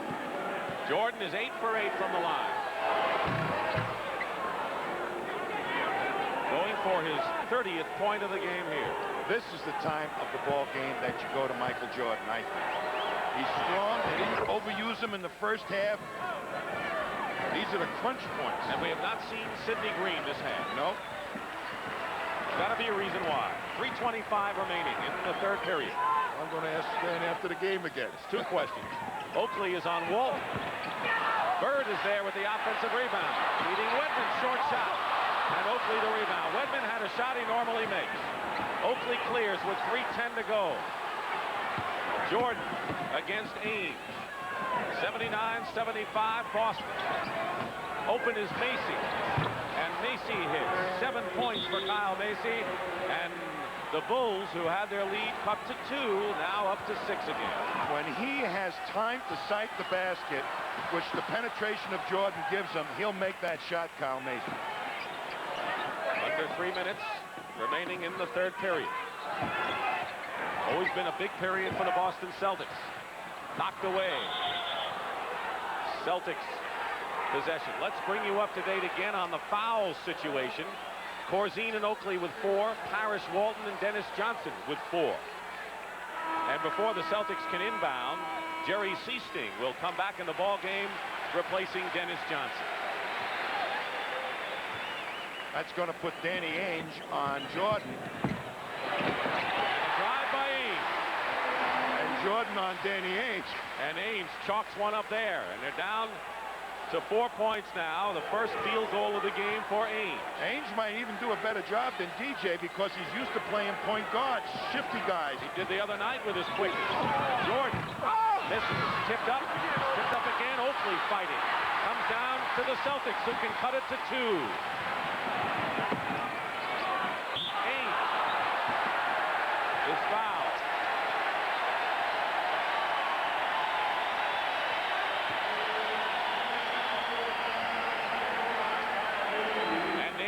Will go to the line, 90% from the free throw line, to try to bring the Celtics to within 2 points. John Paxson comes into the ball game, and Kyle Macy goes out. Macy with 4 fouls. Danny Ainge, you know, is a very big guy to play point guards. He's got exceptional quickness for his size, and has learned to contain a real good fast man between his knees. He plays straight on defense, and that's just the type of guy that might do a great job on Michael Jordan. 2 minutes to go in the third period. Ainge with the interception. And it almost went in. So Danny Ainge is clearly the spark plug for the Boston Celtics here in the third period, leading the break, making this great defensive play and getting the crowd into the game. What a move. But Danny, you know, when you play a Michael Jordan and he knows he's got get that first step on you, well, that gives him a world of confidence. Danny Ainge right now is saying to him, you can't do it. And we're tied at 81. 6 in a row run off by the Celtics. And they have erased a 10-point lead here in the third period that the Bulls enjoyed early on. Inside to Jordan. And it's Oakley who gets credit for the basket. Charles Oakley. And a technical foul has been leveled by Jake O'Donnell. I think that was an unnecessary technical foul by Jake O'Donnell. It was called from one end of the court. Danny Ainge made a gesture, and Jake O'Donnell was completely up the other end of the court. He made it. He's looking good for it. Jordan, 31 points. the Celtics trail by 3 with 1:35 to go.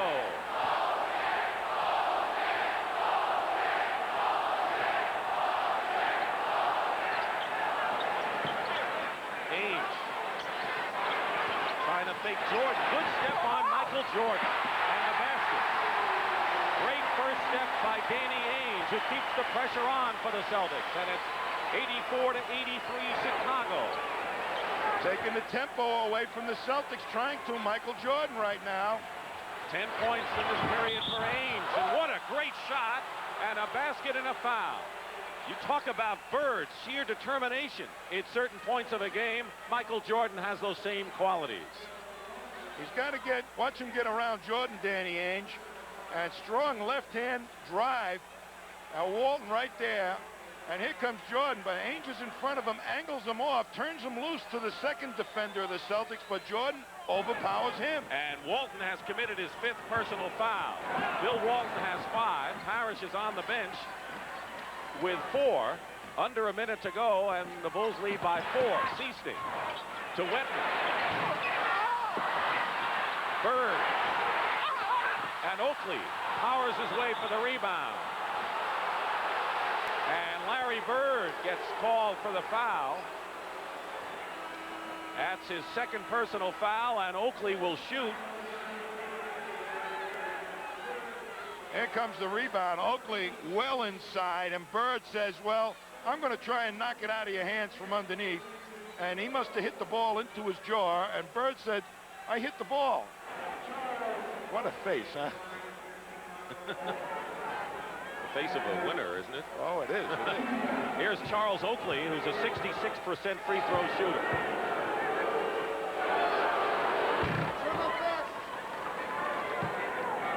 Kevin McHale, who has 19 points, only 2 this period. Bulls have made their last 14 free throws. Now make it 15. Walton on the bench with 5. Robert Parrish also on the bench. He has 4 fouls. Celtics playing without a center. McHale is playing center at this point. Inside against Oakley. And the foul against Chicago. A push. A very late whistle. The shot was rebounded. Sidney Green has come into the ball game. First time he has played in the second half, replacing Charles Oakley. Woolridge has his 4th personal foul, and Parrish with 4 comes back in, replacing Scott Webber. So Sidney Green, who performed so well in the first half for Chicago, with 4 points and 5 rebounds in brief play, in there for the first time this half.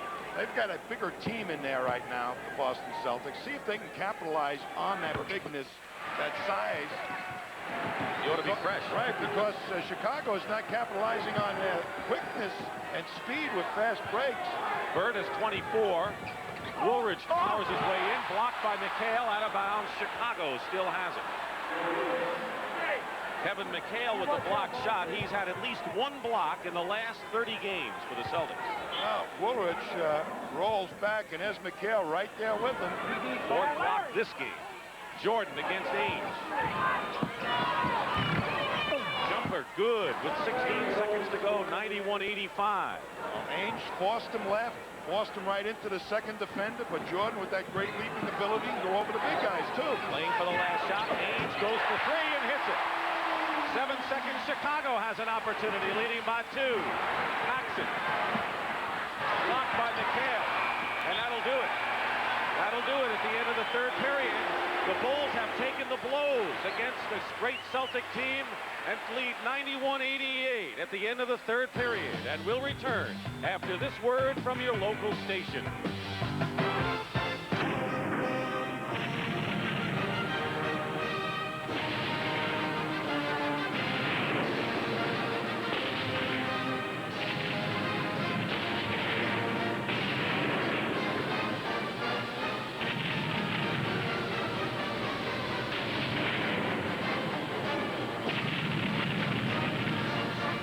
America's game. It's fantastic. Feel of this ball game, Chicago sparked by Michael Jordan's 17 first period points, took an 8-point bulge over the Celtics, 2nd time in the series they've had that lead. Larry Bird had 12. as Chicago's lead was cut to 7. Danny Ainge was the spark plug in the third period. Bill Walton has done a great job off the glass the entire game as the Celtics have inched closer to 91-88. But to the Chicago Bulls' credit, no matter what happens, as you look at the shooting story the rest of the way, and the Celtics certainly got hot so far in that third period, that the Bulls have showed poise in withstanding several thrusts by the Celtics at this time. Well, Stan Albeck must feel that and believe that philosophy that the Celtics cannot play good one-on-one defense. And he's spreading it out so that the Celtics are forced to play that type of defense. Larry Bird gets the first points to start things off. He has 26 in the ball game. Jordan with 36 is the high scorer in the game. Jordan has scored 85 points in the 2 playoff games. Paxson guarded by Seasting. Into Green. Green is fouled. There's that spring that Sidney Green has inside. See a heck of a pick by Robert Parrish to free Bird. Gene Banks has to roll off, but Bird still has time to get the shot away. And Bird, as we say, only needs a half inch. Foul was on McHale, his third. Sidney Green has been in a shooting slump the last month, trying to work his way out of it at a very tough time to do it. Playoffs against Boston. But this is a low post option that I think has been very fruitful for them in prior ball games. He can go over, Sidney Green can go over Kevin McHale. Celtics looking to tie it again. Dick Stockton and Tom Heinsohn, fourth period. Game 2, best of 5. Celtics won the opening game, and they're in a dogfight here against Chicago, trailing 92-90. Diving for the loose ball is Gene Banks, but the Celtics still keep possession. Chicago trying to do what only one other team has done all year, beat the Celtics here at Boston Garden. You know, you have to keep your mind together, Gene Banks, and playing a Larry Bird, particularly in the Boston Garden. You know, they throw 9,000 picks for Larry Bird to get one shot, and Banks has the utmost respect for Bird. He says he's the craftiest guy he's ever played against. He learns something new for his own game every time he plays it. Bird, with 1 second on the clock, hits a three-pointer.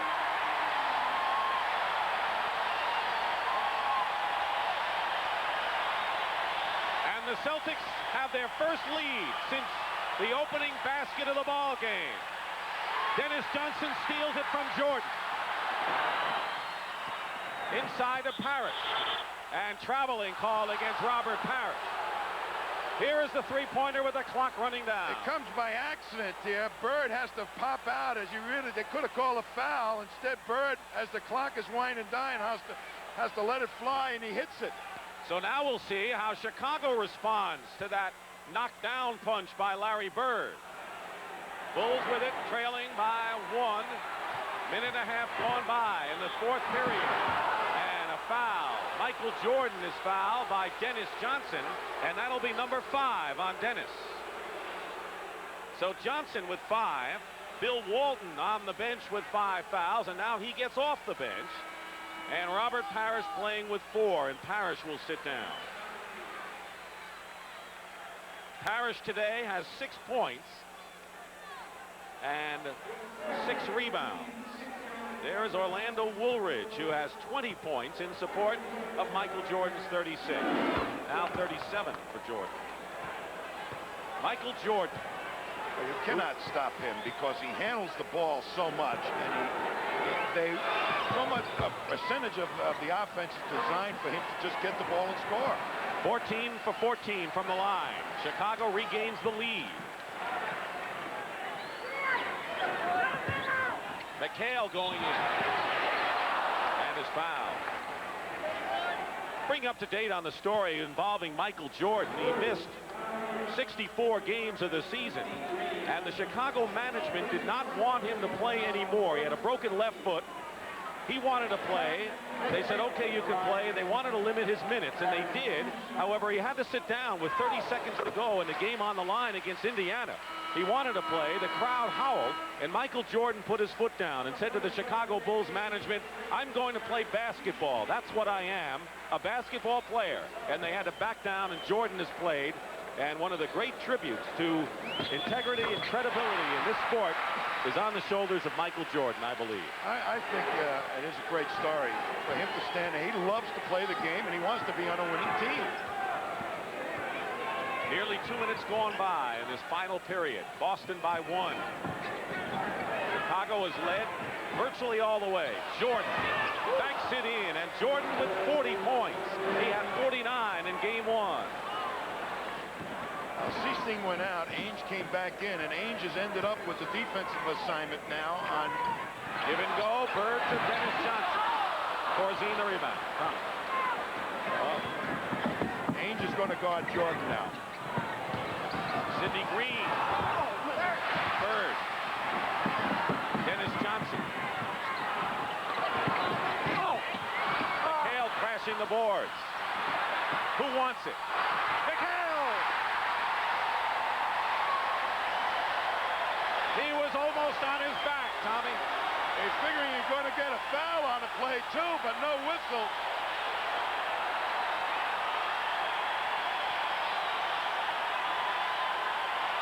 Celtics by 1.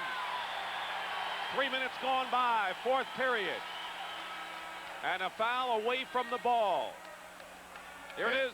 They're really banging on the boards. McHale trying to keep it live. Bird knocks it away. There's McHale, gets submarined and shoots the ball, and it should have been a foul. Astonishing shot by Kevin McHale.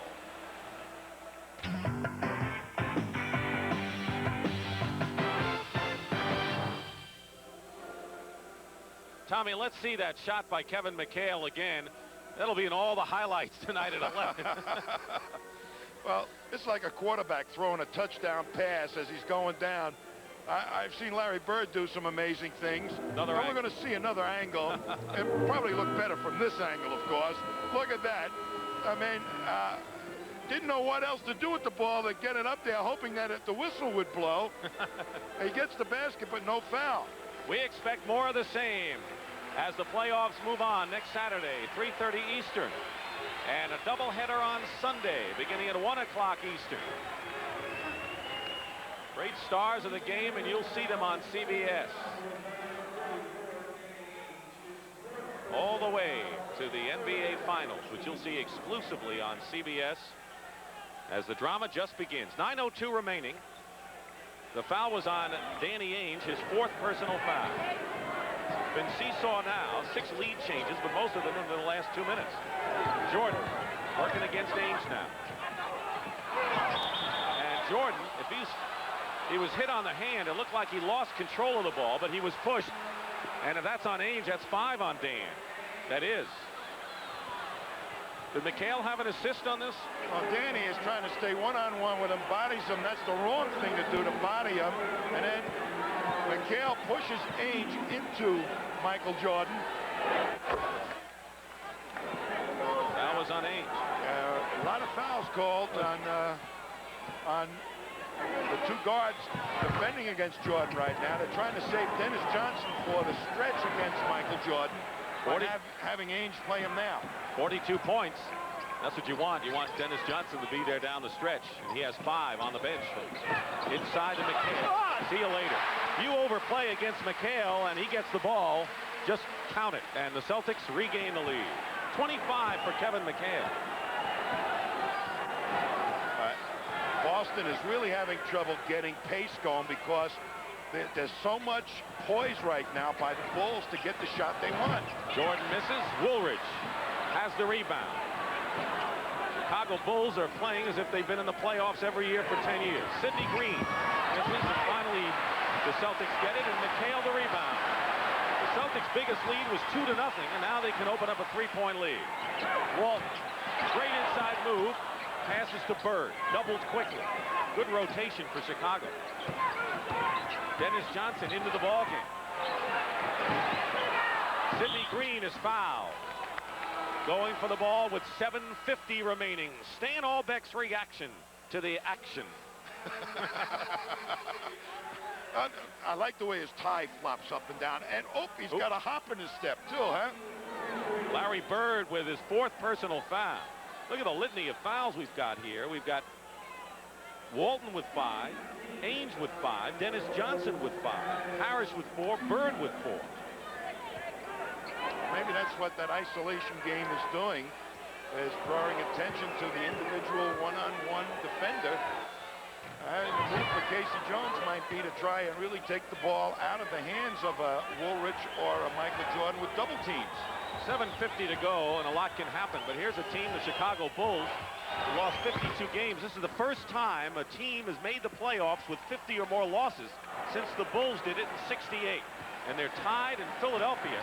And I have to say, the 76ers, you want to use the old cliche, backs against the wall. They're against the wall now. Can't afford to go down 2-0. With 2 more games coming up. Bird goes for 3. Celtics lead 102-100. They were down by 1. Now they're up by 2. 32 points for Larry Bird. We told you about Bird and Jordan at the start. Blocked. Paxson has a shot blocked, and Ainge will get an easy basket. Albeck wants a timeout.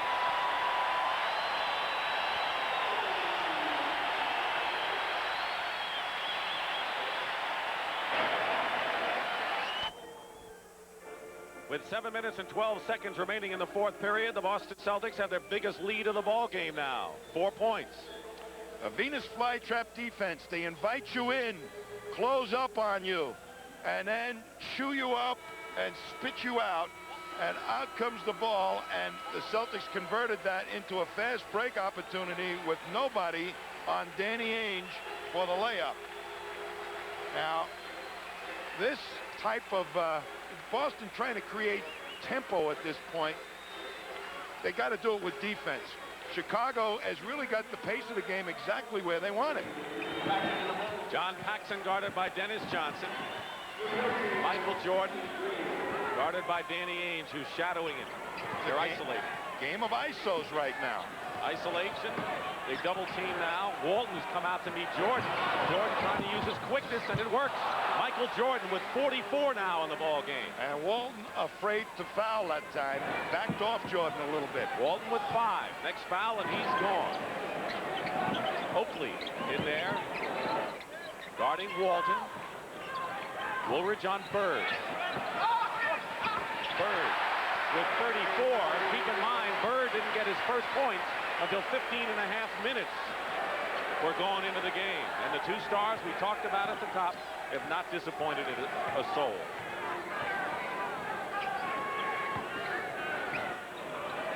Walton trying to double, now picking up Jordan. Jordan isolated one-on-one. They come around. Basket, no. No basket. The foul before. And Bill Walton is fouled out of the ball game, I believe. Walton is fouled out of the ball game and has played tremendously for the Boston Celtics today.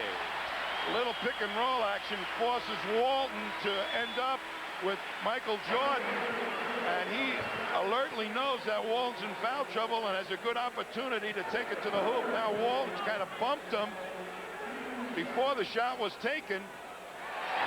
Jordan misses the first. Walton 10 points and 15 rebounds today. Jordan hit his first 16 from the line before he missed there. And he misses both of them. That's the team. I think it might be, Dick. But you got to miss some free throws once in a while. I think Jordan right now, they did a great job of not asking him to do too much too early. Just under 6 minutes to go. 4th period. Celtics leading by 4. And they'll call the foul away from the ball.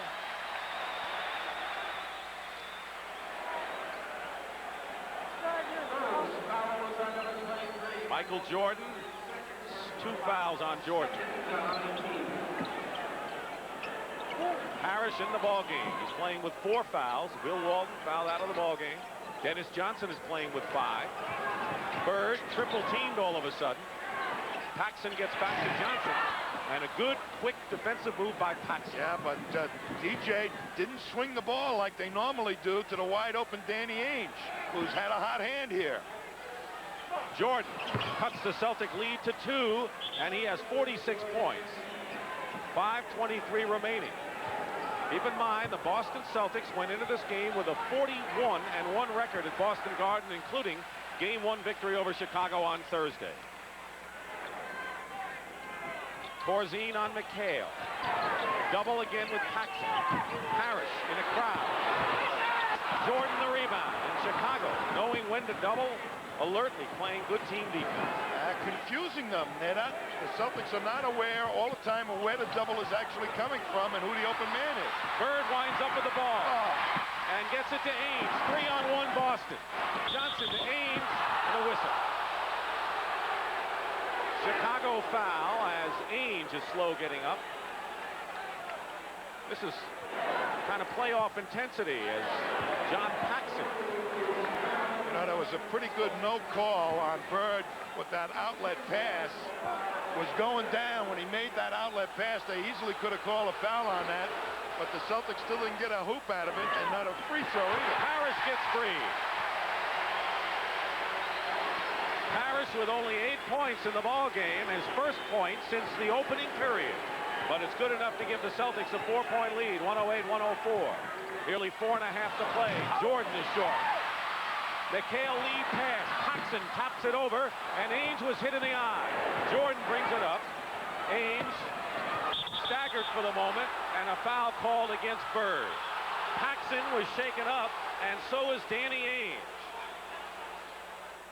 There was a collision on that long McHale outlet pass. A great athletic move here by Paxson to go over the top of Ainge, and then Ainge gets hit in the jaw by Paxson's elbow, and Paxson really took a header too.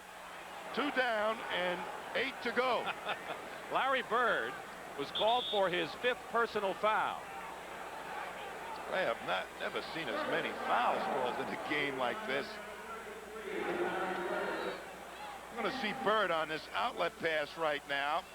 Somebody's got him. They're holding him. That's where I said before they could have called the foul. Corzine. They're going Corzine, which wasn't called, and it was like maybe a good no call because the officials felt that the Celtics had a good fast break advantage. Chicago's been missing from the line as of late. Something they can't afford to do here. Trailing by 4 with 4:23 to go. 1 out of 2 for Charles Oakley. So Bird with 5 fouls. Dennis Johnson has 5. Walton is fouled out of the game. Parrish, who has 4s on easy street compared to the others. 4:11 remaining. Bird feeding Parrish. Blocked. A block by Woolridge, I believe, or Jordan. We'll check. Chicago with a chance to cut it to 1. What a morale builder that defensive stint was for the Bulls. Jordan. Looks like lately the Bulls have been going to Jordan like they did at the start of the last game. Here he is, the move and the basket. And it's a 1-point game as Stan Albeck urges his team on. 108-107, not much time to go in the 4th. This is not the time, though. I mean, I don't know, Tom, what do you think, to ignore the other guys because you're going to need somebody. Well, did Jordan do it himself? I think Jordan is the guy to go to right now at this phase portion of the game. But the Celtics got to find somebody. Ames with a fake on Corzine. Hits the shot. 3-point lead again for Boston. It looks to me like the Bulls are going to double anything down low that the Celtics try to use McHale or Parrish. So it may end up in a lap of Danny Ainge and Dennis Johnson to win this ball game for the Celtics. Jordan feeding Corzine. Hook shot, good. Corzine, they've rarely gone to him. 6 points in the game for the veteran. And it's 110-109. But it's been the Bird and Jordan show. Bird with 34. Michael Jordan has 48 on top of his 49 in game 1 on Thursday night. Using that little pick and roll beautifully up top, Jordan and Corzine. Here's the time. McHale misses the shot. And the rebound by Oakley. And now Chicago looking to take the lead. Bulls led most of the way. 11-point bulge in the first half, a 10-point lead in the second half. Celtics have fought back. Jordan, short jumper, and it drops, and 50 points for Michael Jordan. That's what Dominique Wilkins had for the Atlanta Hawks yesterday. You get him moving left, and he's still, you think you're going to have an advantage, he's got to bring the ball back to you, but his leaping ability normally takes you right over the top. 11 on the clock, into Parrish, foul. Jordan is saying it was before the shot. And that will result in a timeout with 2:10 to go on the clock of this heated affair. both ends of the floor in the sequence. Well, you've got to have a good rotating weak side of your defense. That's Michael Jordan. And he gets over there beautifully to start, and that was a morale builder. Then he comes up the other end, and Kevin McHale playing poor defense, shows him the baseline with no help, and with that leaping ability, Jordan powers it through. Little pick and roll allows Corzine to get into the pack, and against Bird to throw up this swooping hook shot. So the heads of the Bulls are into this win. 2:10 remaining. 111-110, Chicago leading. Parrish, guarded by Oakley. Give and go to Danny Ainge, and a foul with 2:01 on the clock. And Charles Oakley has picked up his 5th personal foul. The rookie from Virginia Union, who's been as good as any rookie the second half of this year. Better than most. Ainge. Rare miss for Danny Ainge, a 90%er from the line. Now we'll try to tie it up for the Celtics. Very cocky kid, loves to be in these type of situations.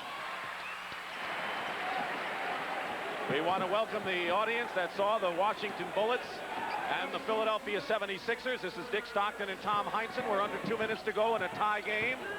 The Celtics trying to take a 2-0 lead over the Bulls. The 76ers are 1-1 now with their victory over Washington. Michael Jordan has been a sensational show again.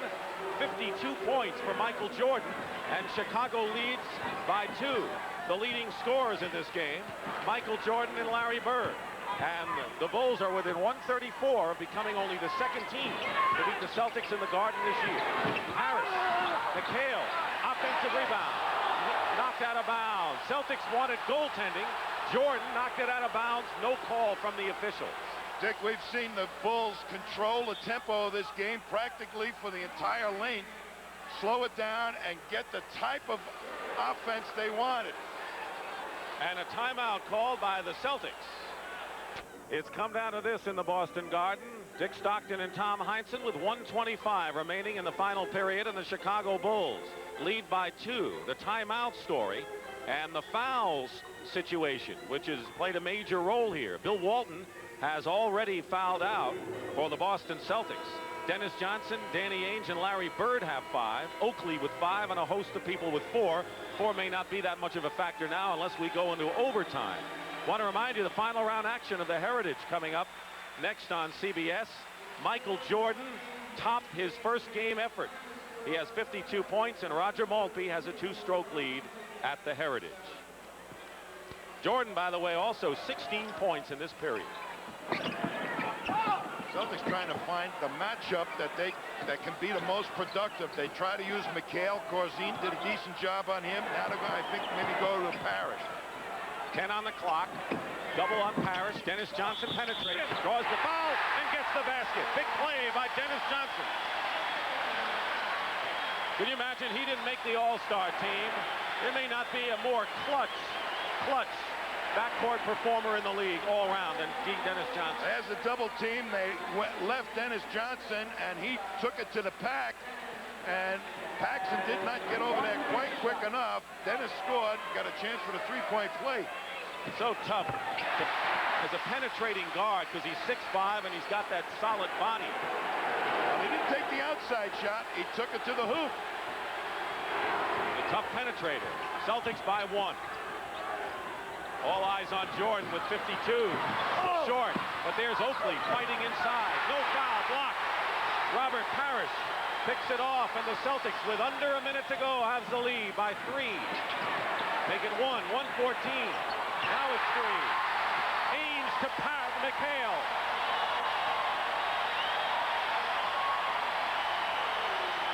.27 for Kevin McHale. Those big guys run down the middle of the floor. They get open. It's been the Celtics story this year. You're going to see Danny Ainge make a very intuitive play to Kevin McHale. He's going to make it look like a shot to get the defense to relax, and just lays it out there as nice as can be for Kevin McHale. What a key pass at a key point in the ball game. Next Saturday, 3:30 Eastern, and a doubleheader Sunday starting at 1 o'clock. CBS will bring you the playoffs. Kevin McHale, the latest hero. And the Chicago Bulls have talked things over. 116 to 113, 45 seconds to go. Tommy?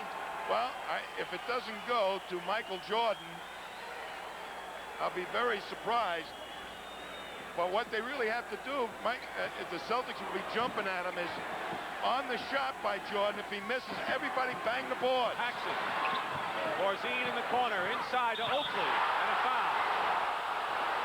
Parrish, that'll be his 5th personal foul, 5 on Robert Parrish. So they went to someone else other than Michael Jordan and Casey Jones. Well, they beat the Boston press, and here's Oakley underneath, and there was the foul on Parrish. Bird had a hand on the ball.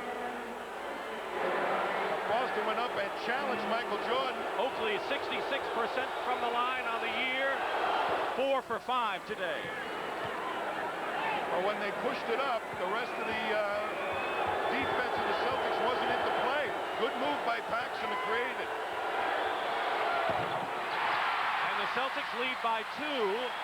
And now Chicago has to play defense right here and not allow the Celtics to score and perhaps not to foul. They'll get another possession. 23 seconds and 11 on the shot clock. Bird guarded by Woolridge. Bird fires it up blindly. Parrish loses it to Oakley.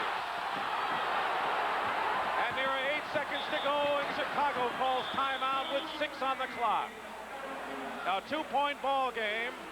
Chicago. Larry Bird threw up a wild shot. Parrish seemingly had the ball, and there was Stan Albeck looking on as Oakley ultimately wound up with the ball. That was a 4-hop play. And Stan, right on it, calls the timeout. But here's Bird being double-teamed. I think he was really hoping he'd get a foul call that time. Parrish has the rebound, and a nice knockaway by Jordan right into the hands of Oakley. Well, they got the ball to the man they wanted, Larry Bird. Not the best judgment that time. He thought he might have gotten fouled. That's why he let it fly. All right, so 6 seconds to go, Tommy. The obvious thing is to let Michael Jordan do it, either outside or inside. He has a career high of 52 points. Tremendous effort by Michael Jordan. What are the options now for Stan Albeck other than Michael Jordan, or is that it? Well, he's your #1 guy that can get by a man, but all the Celtics are going to be running at him. If they can get the ball to him quickly, they'll be able to get a shot, a quick shot, and a potential rebound. More for the fact that the Celtics will be concerned about him. That's why I want the ball in his hands and hope that he makes the shot. If not, you got almost a guaranteed shot at a good rebound opportunity. Bulls have 1 timeout left. They led most of the way in this game. 11 in the first half, 10 in the second. Celtics whittled the lead. They were down by 3 after 3 period and open up a lead of no more than 4 points with 7 minutes to go and a little less than that. And Chicago fought back, had the score tied it a couple of times. They went back and forth, and now it's a 2-point game. The other question is Kyle Macy takes his jacket off, do you go for 3 and try to gamble and win it all here? Well, you might, because the 3-point play for Kyle Macy is an easy shot. And that penetration by Jordan might create that, but he also may make the basket himself and get the foul. They got a couple of ways they can score 3 points here. They have 1 timeout left, 6 seconds to go. Paxson will inbound. And now the Celtics call a timeout. Is there something they saw? The lineup on the inbound play, I think, and who's in the ball game.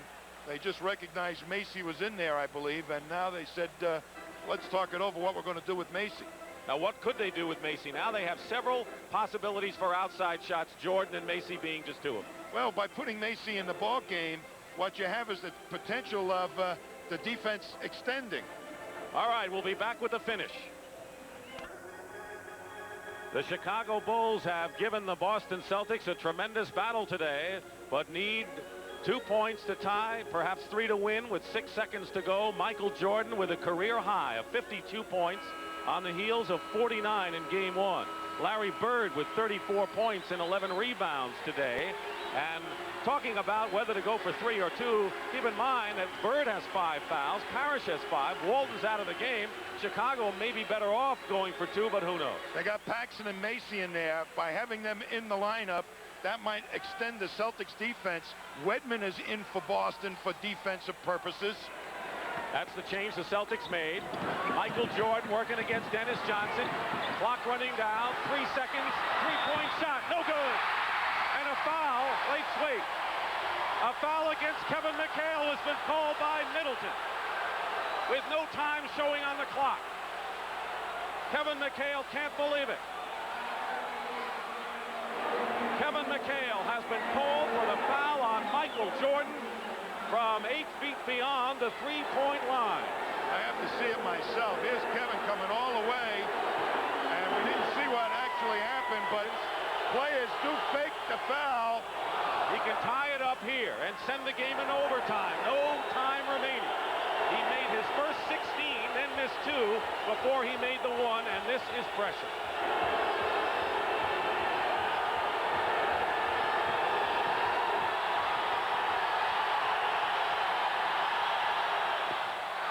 Overtime in Game 2 of our best-of-5 first-round NBA playoff. And the Chicago Bulls are trying to do what only the Portland Trail Blazers have done so far this year, beat the Celtics in Boston. We're going to see it. We can't really see whether Kevin McHale fouled him or not, but boy, that shot, McHale has to go out there to react. And whether the foul actually took place or not, I couldn't see because I was following the flight of the ball too. So McHale didn't think so. He was telling Larry Bird that when he went by, Jordan stuck out his arm and knocked himself down, but Stan Albeck sees it the other way, of course. Sam Vincent had a bird's-eye low view of all this, but that's an ant's view. The thing is that everyone was looking at the ball with the exception of the official. One official was checking the ball. The other one was out there. Now, if you want to know whether the officials were in position to call it, the answer is yes. Ed Middleton was no more than 5 feet from Michael Jordan when he took the shot. In any event, we're going to overtime, and Michael Jordan with 54 points, a career high, and 5-minute overtime session. Each team has 3 timeouts. Boston still has a 20. He'll jump center with Woolridge jumping against Parrish. On the 4th foul, the team will get into the bonus. And the foul trouble situation becomes major now, as we have a slew of players with 5. Celtics control. Their biggest lead was 4. Biggest lead for the Bulls was 11 in the first half. McHale against Corzine, doubled with Jordan. Loses the ball. Recovers it. Bird. Ames. And Corzine holds on for the rebound. As that double team again, they had trouble finding the open man. Kevin McHale normally is able to find and locate that open man. Jordan's 54 points ties John Havlicek for the 4th best individual single game effort in playoff history. Long range, Jordan hits it. 56 for Jordan, and that ties the Chicago Bulls all-time leader, Bob Love, who had 56 in a game.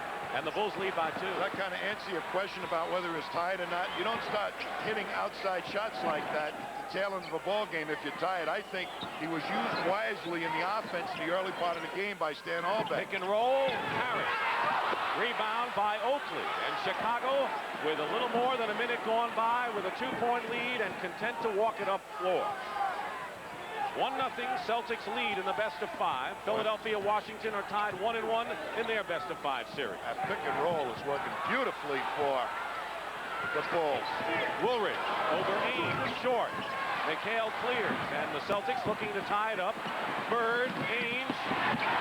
That's what they didn't do most of the game, Tommy. Run the floor. It takes willpower to create tempo, to push it at the defense.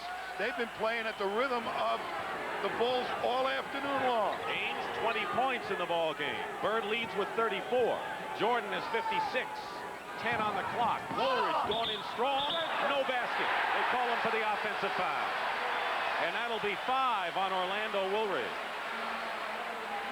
So Woolridge and Oakley have 5 fouls for Chicago. Bird, Parrish, Dennis Johnson, and Danny Ainge, all with 5 for the Celtics, and they're all on the floor. Bird trying to feed inside. It's still Celtic ball with 2:55 on the clock.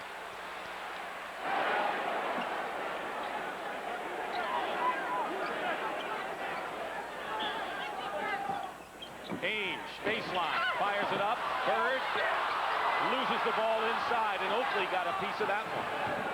118, 2:45 remaining in overtime. Jordan hit 2 free throws with no time on the clock to send it into OT. Throws up a wild shot here. Celtics trying to take the lead, 2-on-1. Parrish is fouled by Paxson.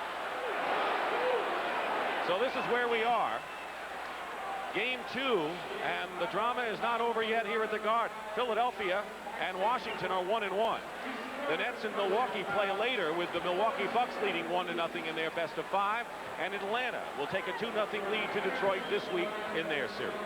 The Celtics right now on that defense were trying to disrupt the rhythm of the Bulls offense by doubling people, taking the ball out of the hands of the people the Bulls want to have the ball. Michael Jordan, Woolridge, and it's creating a little confusion for the Bulls. They're not going to get the good shots, it looks like, but Boston has to convert. 1-point lead for the Bulls. Jordan and Johnson fighting for the loose ball. You want to talk about macho pride for offense and defense right there. And the Bulls will have it with 17 seconds on the clock, leading by 1. Check that. The Celtics lead 119-118. Free throw by Parrish, the difference right now. Woolridge going up strong, and it's Chicago now, 120-119. Sit back and watch this one. They're taking shots at each other. Haymakers. This crowd is quiet. Parrish lost it to Corzine, and under 2 minutes to go, Chicago with a 1-point lead and the ball. This is a team that lost 52 games this year. The worst record of any team in the playoffs. Celtics with the best record in the league, 67-15. They're this close. 3 on the shot clock. Jordan, basket, good, and a foul. And a big basket for the Chicago Bulls. And Jordan could give them a 4-point lead. 58 for Michael Jordan. Why isn't he tired right now? Well, 2 things, I think. 1, he missed a great portion of the season. He doesn't have the normal fatigue. And 2, they used him very wisely in the offense in the first part of the game. Dennis Johnson has, let's see, fouled out of the ball game, and Jerry Seasting has come in. He fouls out with 15 points. 59 for Michael Jordan. Second best playoff ever in a single game to Elgin Baylor's 61. We could see an all-time record established. Seasting in a crowd. Ball away. Basket good and a foul. Jerry Seasting with 3 or 4 men on him, and he's only 6'1", made a big basket for Boston. And he did something that the rest of the Celtics have not been doing. He faked when he got into the defense, lifted people, and then took the shot. Smart play by Jerry Seasting. Foul on Jordan is 4th. Seasting misses the free throw. Parrish and Seasting each have missed 1 important free throw here. Otherwise, this game would be tied. Final round of the Heritage coming up after this game. 123-121 Chicago in overtime. Jordan. And Bird got a hand on it. Great play by Larry Bird as he anticipated the pass out by Jordan. And the Celtics are looking to tie or lead. Bird. Parrish. Foul. That was the only play Chicago had, and even the Celtics are off their chairs. Here he comes. Bird cuts off Jordan at the baseline. They turned him loose, pushed him underneath the basket. The ball, a pass out, hit the net, so it ends up in the hands of Robert Parrish. And I'll tell you this is one rugged overtime period, and 4th quarter, I'll tell you, they're going at each other physically. They're banging. Chicago calls a timeout, and Parrish has 1 free throw to try to tie it up with 59 seconds to go in OT. In playoff, and Baylor 61 was against the Celtics in a playoff game in April of '62. And that's the top performance in a playoff game, and Jordan is 2 points away from that. Meanwhile, Robert Parrish is on the line with one free throw to try to tie the game now. Well, they put the freeze on him, trying to chill him down. Let's see if Robert responds to the challenge. He had 1 of 2 before, makes them both here. They're tied at 123. 59 seconds to go. They were even at 116 apiece in overtime going into the session. Jordan over Ames. Bird the rebound. Celtics with 20 on the shot clock. And it's knocked away from Bird. He recovers. Looking for anything, even a foul. Goes up, and he travels. Larry Bird traveled. And to Chicago's credit, they surrounded him in a hurry. Well, they were poking at the ball, and Larry really was looking over both shoulders to see where they were coming from, and that's what caused the walk. 21 on the shot clock, a 13-second differential. And the Bulls with a chance to take the lead. Woolridge against McHale, going in against both. Tipped up and in, and it was Corzine with the tip-in, and with 22 seconds to go, the Bulls lead again, 125-123. And the Celtics will call a timeout and 15 seconds to try to tie it or win it in a fantastic playoff game from Boston Garden.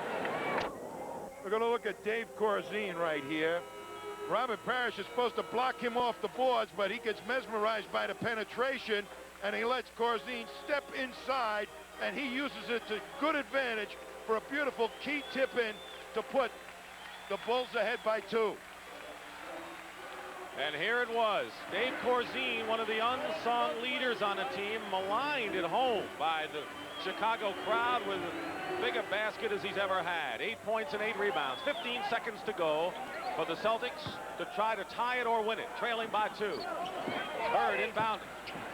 McHale, Ames with a fake, goes all the way in and ties it with 12 seconds left. Chicago still has 2 timeouts. They'll use one of them now.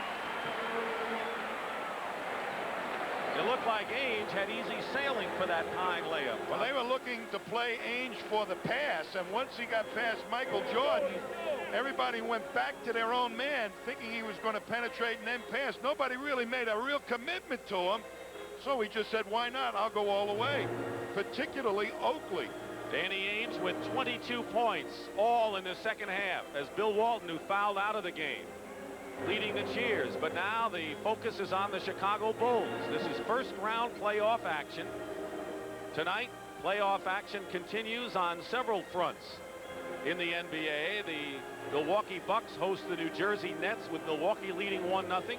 Denver is at home with a 1-0 lead over the Portland Trail Blazers, and Dallas will try to make it 2 in a row at Reunion Arena against Utah. Stan Albeck, who coached the Spurs, coached Cleveland before that, and the Nets in his first year in Chicago in a topsy-turvy year with Quentin Daly suspended with a drug problem and injuries to a lot of people, including Jordan, who missed 64 games. He didn't really have his true team for the last couple of weeks. And this game here, they are functioning so well and in developing the roles that I didn't think that they would be able to do, but they have really been outstanding today. Let's not forget Jawan Oldham, the 7-foot center, who is one of the top shot blockers in the NBA, who, if the series goes to 4 games, would be eligible to come back. And Oldham has had a broken cheekbone. He missed the last 18 games, and if Chicago can win here, he'll get a chance to play against the Celtics. But they haven't won this. It's 125 all, 12 seconds to go in the first overtime session. Well, is Michael Jordan going to get it again? The Celtics are trying to keep the ball away from him. And it goes to Corzine. He's got to get rid of it. Here's Jordan. Jordan with a jump shot. Jordan misses the shot. 2 seconds to go, and the Celtics call a time. They'll get a chance to win it once more.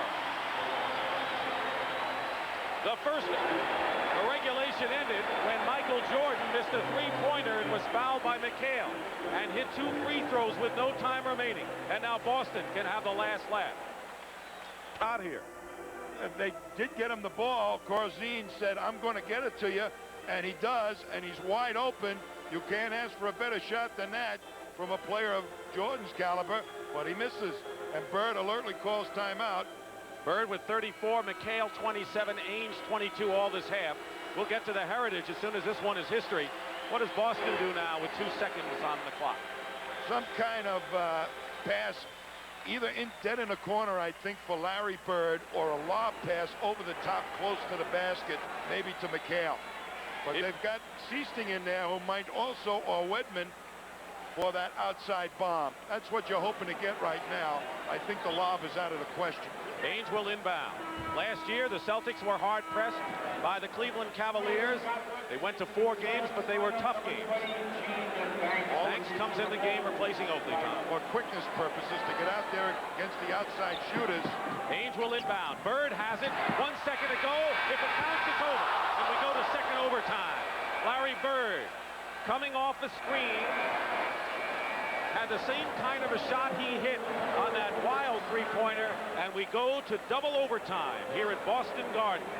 The score, 125-125. He slips right behind the defense and gets in there. They go to double team him, but Woolwich was right on his shooting hand. He back rims it. I mean, those are prayer shots, of course, but both teams had their best shooters, best players taking that outside shot. Neither one made it. Watch it from another angle. There's Woolwich right on the shooting hand. Tommy, I know that we're not into the finals and the drama of the finals, but you know, this is kind of like the shades of the Boston Celtics and the Phoenix Suns in a 3 overtime game that you remember. Remember that one? I remember it very well. I'll tell you, I fainted in the locker room after that one. I don't think it's going to happen to me tonight. No, you won't faint because you're in good shape right now. But we have seen a marvelous game because there's no question that the Boston Celtics had the height advantage with that great front line. Chicago really hasn't had the unit. And, you know, while we give the Bulls a lot of credit for staying in and sending this game to double overtime, they had many chances to win, and the Celtics just would not allow it. And they've been the team that has been in more foul trouble than the Bulls today. I think the Bulls have played the game exactly the way they wanted to. The Celtics were not able to break the rhythm of the tempo of the game that the Bulls established. Never got pace into it, never got any easy baskets. The Celtics sometimes feel that we've got the best low post players to go to all those matchups. We'll win it that way. It didn't work out that way so far. All right, now we go to a second overtime. Now, as the game goes on, is there any kind of emphasis that maybe shifts when you get into a second 5-minute session? Well, I think right now Danny Ainge is saddled with 5 fouls, and if he ends up fouling out, one of their good outside shooters goes by the boards, and then Rick Carlisle or somebody else maybe will have to come in, David Thirdkill, to try and play Jordan, and that could be a big factor. The inside game, I don't see any of those guys fouling out for the Celtics. Walton has fouled out as you look at Red Auerbach and Don Gaston. Don Gaston, one of the owners, along with Alan Cohn, Paul DePee. Bird with 5 fouls, Parrish with 5, Ainge with 5. Walton and Dennis Johnson have already fouled out for Chicago. Charles Oakley and Orlando Woolridge both have 5 personal fouls. So Parrish and Woolridge will jump again, and they've done this before. Middleton will toss it up, 5 minutes. 3 timeouts apiece. Boston still has a 20 that they have at their behest. And penalty and bonus on the 4th team foul. And they're going right at Danny Ainge, it looks like, or try to. Ainge is guarding Jordan inside right now. Oakley comes outside. Now Woolridge gets it into Corzine, and Bird steals the ball. Came around, snuck around, and knocked it out of the hands of Corzine. They had Michael Jordan posting up Danny Ainge, and they turned that option down. Bird, 3-pointer from the corner. Oakley, all Chicago red shirts underneath, and now the Bulls will slow it up and set it up here. Michael Jordan has 59 points, and the most points scored in one game ever in the playoffs is 61 by Elgin Baylor. Jordan missed. Corzine loses it. Here comes Ainge as Bird gets it out to him. Paxson is back. Seasting open. Woolridge, a good play to get to him. A minute gone by. Bird hits, and the Celtics lead, and it took 1 minute and 5 seconds to do it. Seasting, real good poise to hold up and find Larry Bird. 36 points for Larry Bird. Seasting on Paxson. McHale giving Woolridge that shot. Woolridge going into the hoop, doubles with Bird and scores nonetheless. And 24 points now for Orlando Woolridge, and we're tied. Well, they're saying, Orlando, you're going to win it first in the second overtime. Let Michael take a little blow. Speaking of Orlando, he's on Bird. Great inside move. Ball knocked away, and it was last hit off of Woolridge, who was out of bounds. So the Celtics will maintain possession. 12 seconds on the shooting clock. Oakley, Corzine, Jordan, Paxson, and Woolridge are out there for Chicago. Parrish, Bird, Seasting, Ainge, and McHale from Boston. Bird, double in a hurry. Seasting is open. Celtics by 2. Now that is absolutely the wrong guy to leave on a double team right now, because Bird is going to look for him. And a little trap action defensively by the Celtics, but Paxson brings it across. Under 3 minutes to go in the second overtime session. We were 116 apiece after regulation, 125 all after one overtime. Corzine, no basket, traveled before the shot. He moved that back foot, and now the Celtics with a 2-point lead and possession. Little pick and roll play is causing the Celtics trouble. They're switching onto Michael Jordan, and Corzine is getting a mismatch against the little guy. McHale, Seasting all alone in 3-point territory. Bird coming out. Bird throws it away. Long pass, Woolridge.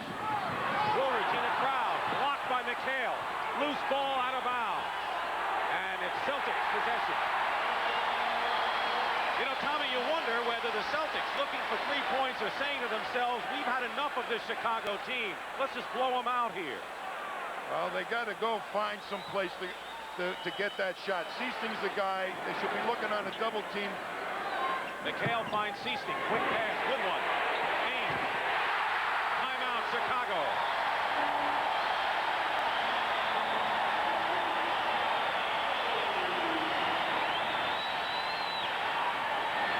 The biggest lead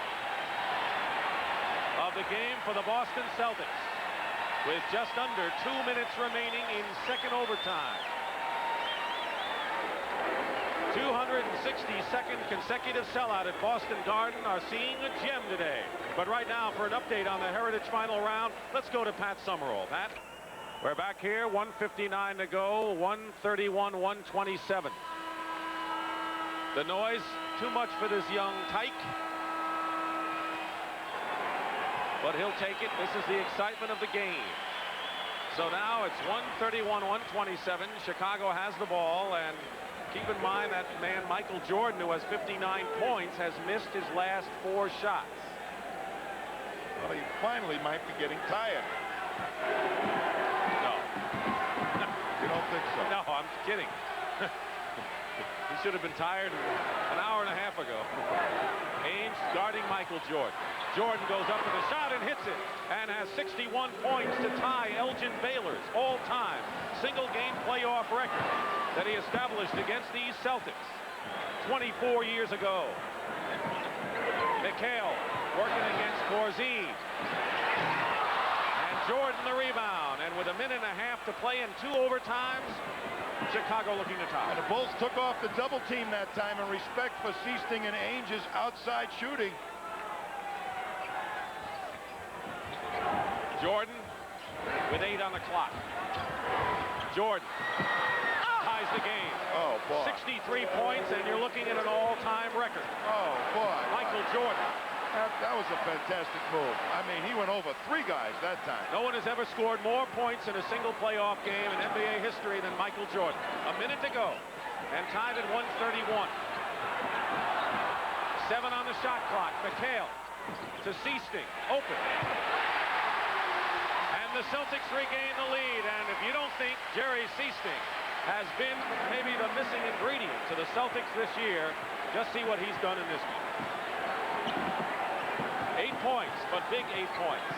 An incredible shooting. He went down and doubled at the last instant, and Seasting got the easy shot. He's going to make those. McHale is on Jordan now with 6 on the clock.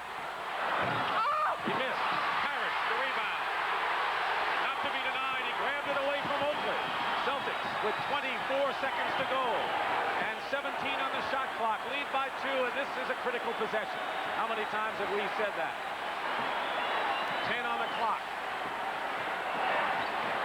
Bird, pick and roll, parry.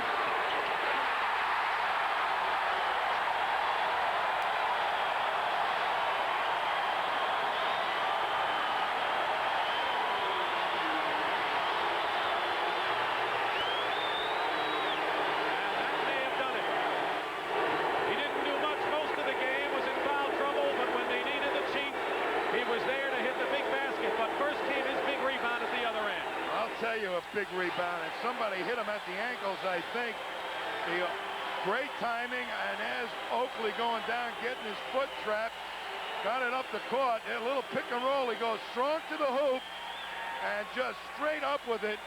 That's pressure basketball, making the big ones when they count.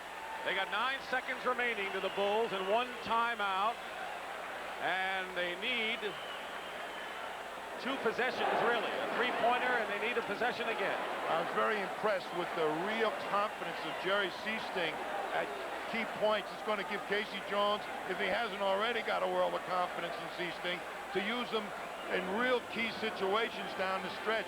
He might end up in the playoffs being the designated double team breaker when the Celtics really try to exploit that inside game. They'll go to Chicago to play what the Bulls hope, if they do not come back and win this one, 2 games at Chicago Stadium. It's a best of 5. The Celtics are 9 seconds away from taking a 2-0 lead, but they won't escape out of here without the fight of their lives, especially on their home turf, where they have lost only 1 time all year.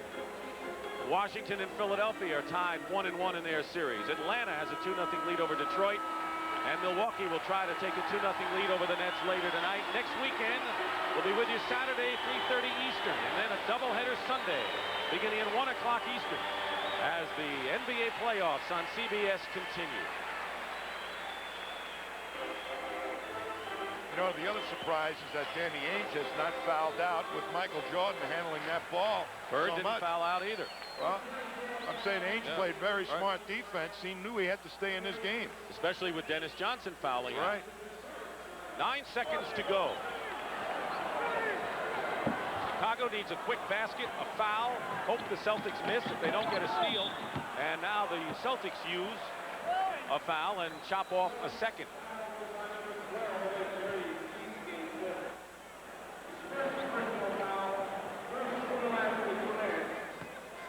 Next foul will result in the bonus, so they had 1 foul to give in the overtime. Paxson looking to inbound. Woolridge, 6 seconds. Woolridge for 3, way short. Throws up an air ball, and the Celtics will have it with 4 seconds to go. And a hard-fought victory for the Boston Celtics to take a 2-0 lead over Chicago in their best of 5. Our Miller Lite most valuable player of the game is Michael Jordan, with an all-time record 63 points in a single playoff game. Coming up, final round action from the Heritage.